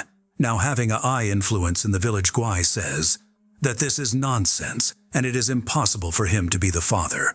And of course, having such an high influence, his followers believed him. He was even summoned in front of his superior, the bishop, to which he lied to you and denied the whole thing. And of course, this whole situation was shut down in reality. He was actually the father, and he actually took the girl to another village to give birth, where he convinced her to give away the child. And of course, that story was never heard of or told to the villagers, or we could say maybe presume that if people knew, they decided not to say anything, because the priests had such a high influence on the villagers that they did not want to go against him. Once the story died, Guy went back to his normal ways and kept manipulating the people like he did before. But there was another incident in 1956. Reen Faze, 19 years of age, got pregnant, and again by Guy Dyer. Contrary to the other women, Reen did not want to give away her child for adoption. Not only that, but she wanted to raise him in the village of the Uref, where the priest Guy was terrified, and he was afraid that eventually the child would grow up and resemble him. He was also afraid that this woman would actually speak. Eventually, speaking of which, in 1956, rumors started to make surface. A lot of parishioners were becoming pregnant in mysterious ways, and no one knew who the father was. The priest then starts to think about a plan and ask a military man from another village to come to town and pretend that he was the father. Unfortunately, that strategy did not work out, and no one believed the soldier was the father. That only made things worse for the mysterious pregnancies. December 3rd, 1956 is a date that changed everything, for the priest Kai brings Rain in on a deserted road to try and convince her one more time to give up the child. She refuses again, and she was tired of the priest's request. So you know what she did. She got out of the car and started to walk back the opposite way back to the village. At night, Guy Dyer got out of the car and pulled out a 6.135 caliber pistol and fired 3 shots. The 3 shot hit Regine in the back of the neck, and she died on the spot.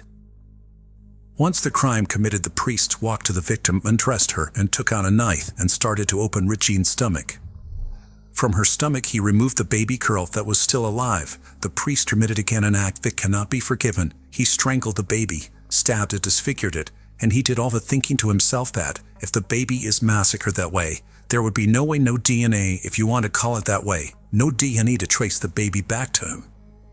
The disappearance of Regine was actually reported in the evening, and the weird part is that the priest joined the search party to find Regine. Can you imagine that situation? I mean, the killer is with you in the search party trying to find the person that he just murdered. Is it just me, or that is just like Twisted? The body was found very quickly, and because the priest was not an assassin, he didn't, think about cleaning up the crime scene, so it didn't take long for the cops to find the murder weapon, and they found the weapon casing that linked back to the priest. So the priest is now a suspect, and when asked during the interrogation, the priest denied everything. However, because of all the pressure he was getting, he just cracked and admitted everything. Now that story came out and everyone was devastated in France because he is now a criminal, and the church asked for Guy to be locked up with a false name so that it would not affect the church, and also the main reason was to make sure that the crime was not associated to the church. The court addressed the case of Guy Desnoyers on January 24, 1958. Of course, the villagers and the public opinion wanted the priest to be sentenced to death. The life of Guy was defined as a person that did enjoy luxury, sexual relations, and admired his own authority, and on his side, the priest was asking forgiveness because he had no clue what he did wrong. The jury did provide their verdict, and for most, they said that he was guilty of double murder. Of course, there was Regine and the baby. However, they did not want to sentence him to death. The jury did not want to send someone associated to the church to the scaffold. The priest Guy Desnoyers was therefore sentenced to perpetrated work.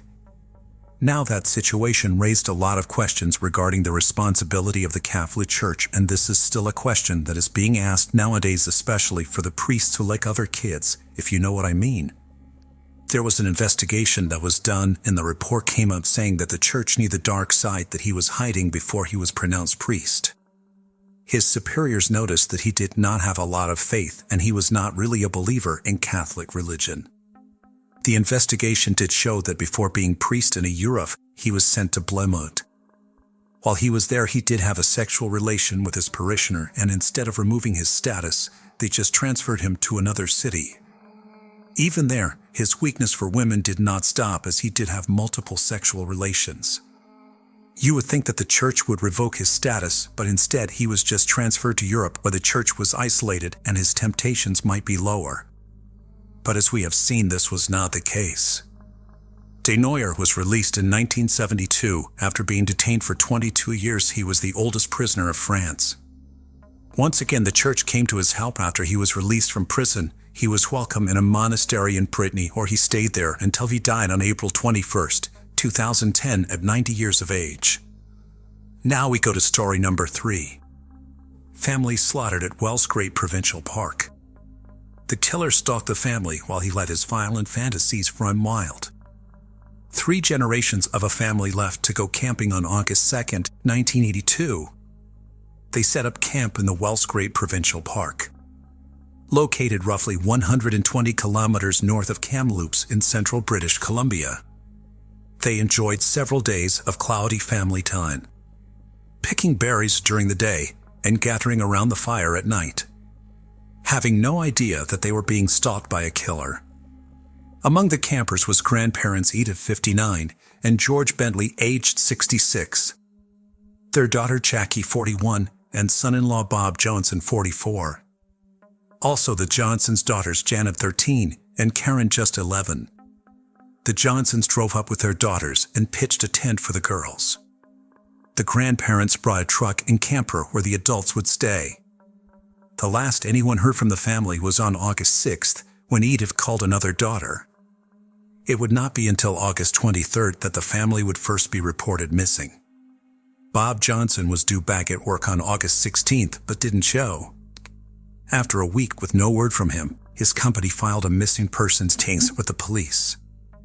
In spite of an extensive search, it didn't result in finding any of the family members. The biggest problems were the killer had a head start. With plenty of time to kill, get rid of the victims' bodies, and cover his tracks.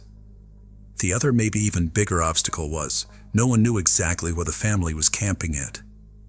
All anyone knew was that the family was camping in the Wellsgrave area, which is massive.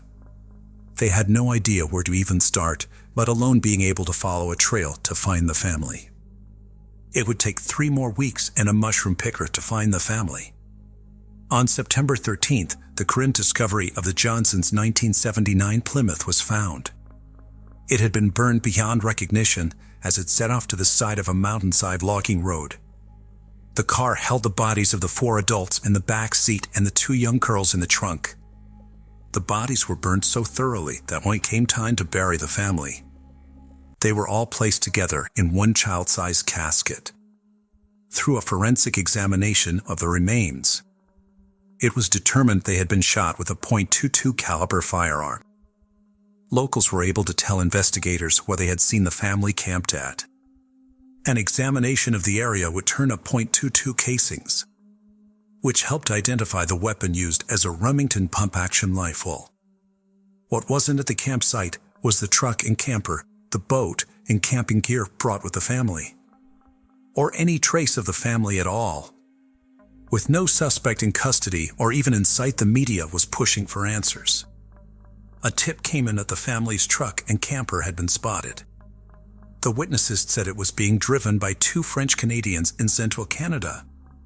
The media sprang into action, throwing this up as their headline and demanding the killers to be caught. In April, with still no leads, the investigators knew they needed to get creative. They reenacted what they believed was the crime scene for TV cameras and aired it across Canada. The next month, the police drove a replica Ford camper truck to Ontario and Quebec, in an attempt to draw awareness for what people should be looking out for. What it did instead was flood the investigators with over 13,000 tips and sightings of the replica vehicle. The reward was raised from $7,500 to $10,000 for information leading to the truck. None of the tips led to the discovery of the camper and truck. It would be found by sheer luck. 2 forestry employees were working on a logging road and stumbled across it. The camper had sat there on Trophy Mountain for 14 months, only a few kilometers away from the crime scene. The camper was burned out like the car holding the family's bodies. This left the authorities to believe they were looking for someone local to the Wells Gray area, and not 2 French Canadians as they had been searching for, since it was more likely that a local would know about the logging roads and the area in general. Taking a closer look at the person who lived closest to the crime scene led them back to David William Shearing, 24. They had received a tip about him earlier in the investigation. When they followed up, the tipster had quite a bit to tell them. A year earlier, Shearing had asked him about re-registering a Ford truck and how to repair a hole in its door. This was a tip that the police had never divulged. After finding the truck, it had a bullet hole in the door. After an interrogation by the Royal Canadian Mounted Police, Shearing confessed. He went so far as reenacting the murders for the detectives. He turned over evidence that he had stolen from the family and the murder weapon, the .22 caliber Remington rifle. The ballistic test would prove that this was the weapon used to kill the family. The same weapon that had been hanging on his wall the very first time the authorities went to ask him about the family, right after they had been reported missing. Maybe it was because his father was a prison guard or his brother was a sheriff. But Shearing wasn't suspected when first interviewed. In his confession, he gave details of how it all happened. He had first noticed the family when he set up camp, fixating on the 2 young girls. Then over the next few days, he watched their every move. On the night of August 10th, Shearing watched as the adults sat around the campfire and had seen the girls go into their tent for the night. From a distance, he took out the 4 adults with sniper shots. He said he then killed the 2 girls from their tent as they slept. After he said he loaded all the bodies into the car and moved it to the logging road, then set it on fire with 5 gallons of gasoline. He then cleaned up the campground, removing the family's possessions, including the camper and truck. It would only be later that he burned these as he was unable to transfer them into his name. He claimed that he killed the family because he wanted to rob them of their possessions. It wouldn't be until after Shearing was convicted that he gave his full confession of how he had been stalking the family. It was the girls that he fantasized about having sex with that kept him interested. That's why after telling the adults, he kidnapped the girls and took them to his property nearby. There he raped and terrorized them for over a week. On August 16th, the day their father was due back at work, Shearing took Taryn away from her big sister. Once alone, he shot the girl in the back of the head. Janet would be left alive for one more day of torture before she would be killed like her sister. With the girls now dead, he took their bodies to the Johnsons' car where the other family members had been placed. He had actually only hidden the car in some bush. He put the girls in the trunk and got into the driver's seat with the 4 decomposing adult bodies in the back seat, driving it to its final resting place where it would be found by that mushroom picker burned out. David Shearing pled guilty to 6 counts of murder. Shearing was sentenced to life in prison with no eligibility for parole for 25 years, the maximum penalty for second-degree murder. This would be the first time that this sentence was handed out in Canadian history. David Shearing, who changed his last name to his mother's maiden name of Ennis, was first eligible for parole in 2008. The National Parole Board ruled against his release, citing that he was still having violent sexual fantasies and had not completed a sex offender treatment program, so he was not ready to be released. Again in 2012, he was turned down for parole, applying again in 2014, but before his hearing, he withdrew his request. The National Parole Board has also been given a petition which has over 15,000 signatures, advocating for the violent offender to never be released. In his own words at one of his parole hearings, David tries to plead for freedom, saying this about himself: "I was very selfish." He is supported by his wife, that he married while in prison, Heather. Hello friends, welcome to our channel. Today we're going to take a look at another horrible case with you, the case of Mackenzie Lueck. In the heart of Salt Lake City, the life of a young college student named Mackenzie Speth Lueck took a haunting and tragic turn. Her story is one of promise, mystery, and a relentless search for answers. Mackenzie's sudden disappearance shook her community, leaving her friends, family, and law enforcement authorities in a desperate race against time to uncover the truth. Mackenzie, known for her vibrant spirit and ambition, was a cherished daughter, sister, and friend. Her disappearance left her loved ones devastated, grappling with the uncertainty of her fate. A massive search effort was launched, involving local police, FBI agents, and volunteers, as friends and family desperately searched for Mackenzie, hoping for her safe return. But as days turned into weeks, hope began to fade, and then, on June 28, 2019, Mackenzie's body was found. Her death shocked and saddened many people across the United States, and her story became a reminder of the dangers of online dating and the importance of staying safe in today's society. Mackenzie Speth Lueck was born on March 8, 1996, to her parents Diana and Gregory Lueck. Her father worked in healthcare logistics and administration while her mother was a housewife. She was raised in the city of El Segundo in Los Angeles County, California, along with one older brother and 2 younger brothers. She attended El Segundo High School, where she competed on the swimming team and played water polo. Mackenzie was a dedicated student with a passion for art, music, and animals. She then attended the University of Utah, where she majored in kinesiology and pre-nursing. She was also a member of the Alpha Chi Omega sorority. As a student at the University of Utah, she expressed feminist opinions and left one of the major political parties to register with a conservative third party. Lueck worked at a Salt Lake City biological testing company, where she would recreate the days when she used to bike to the Pacific Ocean by putting on her bikini and basking in the sun that shines on the high-altitude desert. She planned to have a career in health sciences, speaking to advisors about going to nursing or medical school, which she was going to graduate in May 2020. The Lueck family lived a seemingly ordinary life. However, their lives changed dramatically on June 17, 2019, when Mackenzie flew back to Salt Lake City, Utah, after attending her grandmother's funeral. On that day, Mackenzie arrived at the Salt Lake City International Airport in Utah from California around 2 a.m.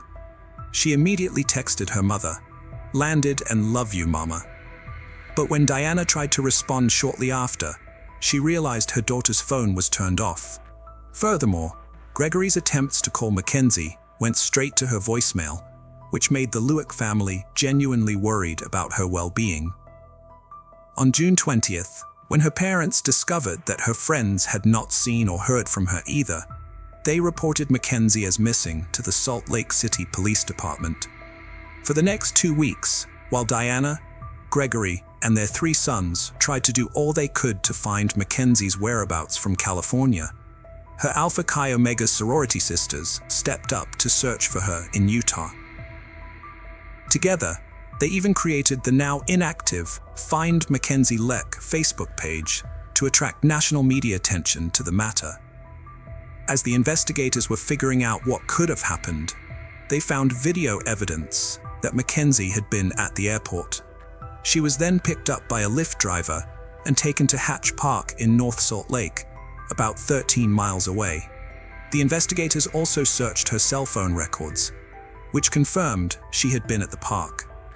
The detectives also learned she had exchanged several text messages with an unknown person called I, whom it was believed they met on a dating website and agreed to meet.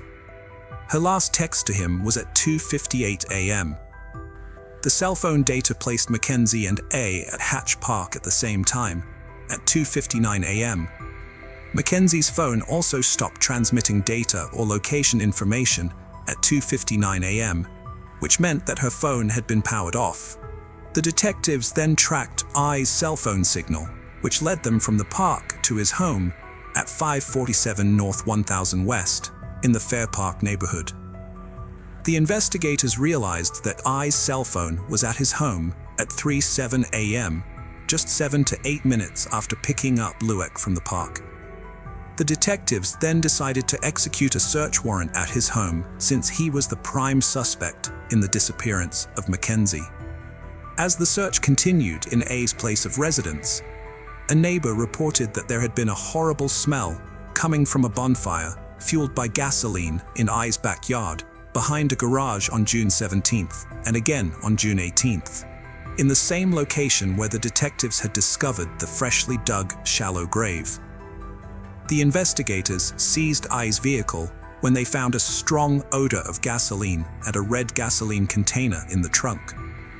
They further determined that I had purchased a similar gasoline container at a local store at 9 a.m.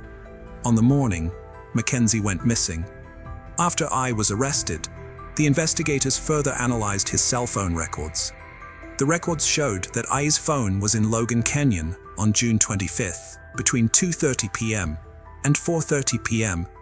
This was the same time and place where I had confessed to his attorneys that he had buried Mackenzie's body. The detectives conducted a thorough search of the area and found recently disturbed ground in a wooded area off the main road. In this location, they discovered a charred human body on July 3rd. The medical examiner's office determined the body was that of Mackenzie Leck. Mackenzie's arms had been bound behind her back by zip tie and rope.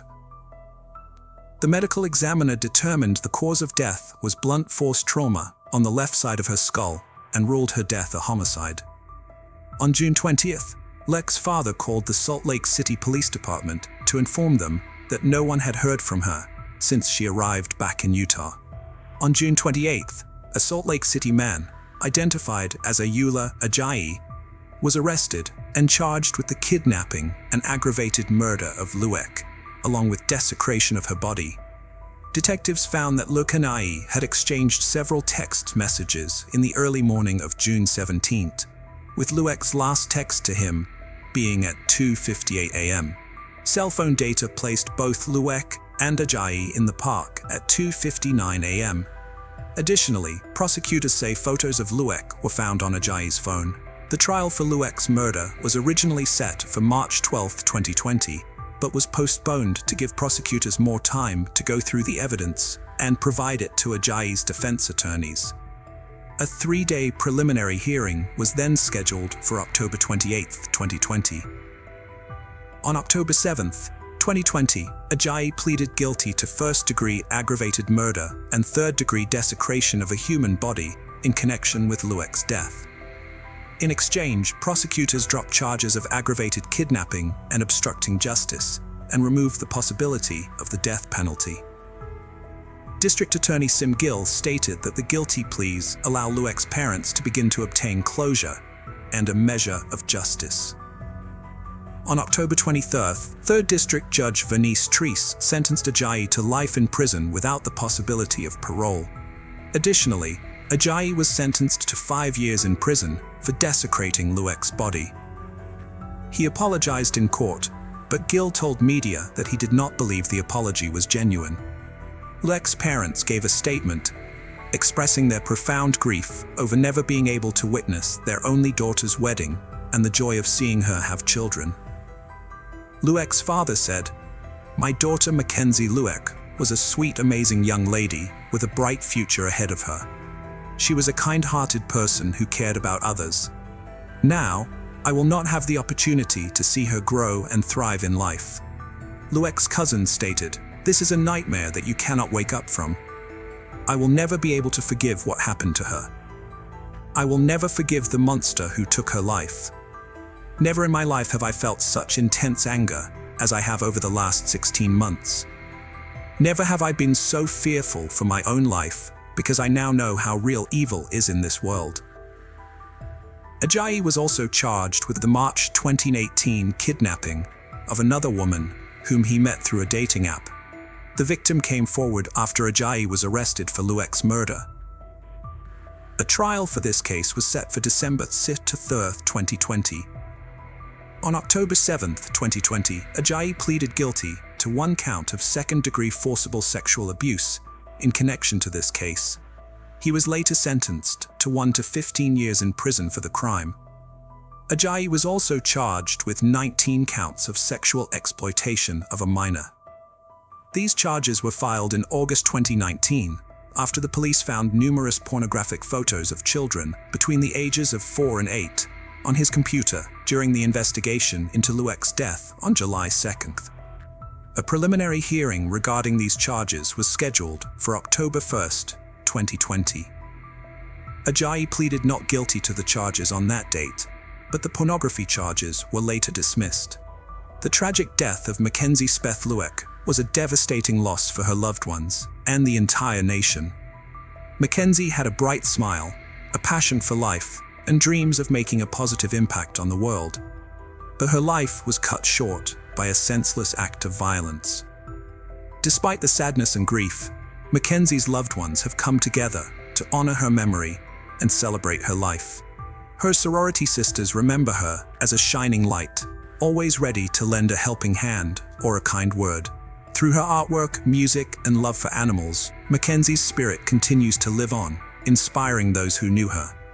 Mackenzie's story serves as a reminder that we must always be vigilant and stay safe, especially when using online dating services. But more than that, it reminds us of the value of life and the importance of cherishing every moment. Rest in peace, Mackenzie Speth Luek.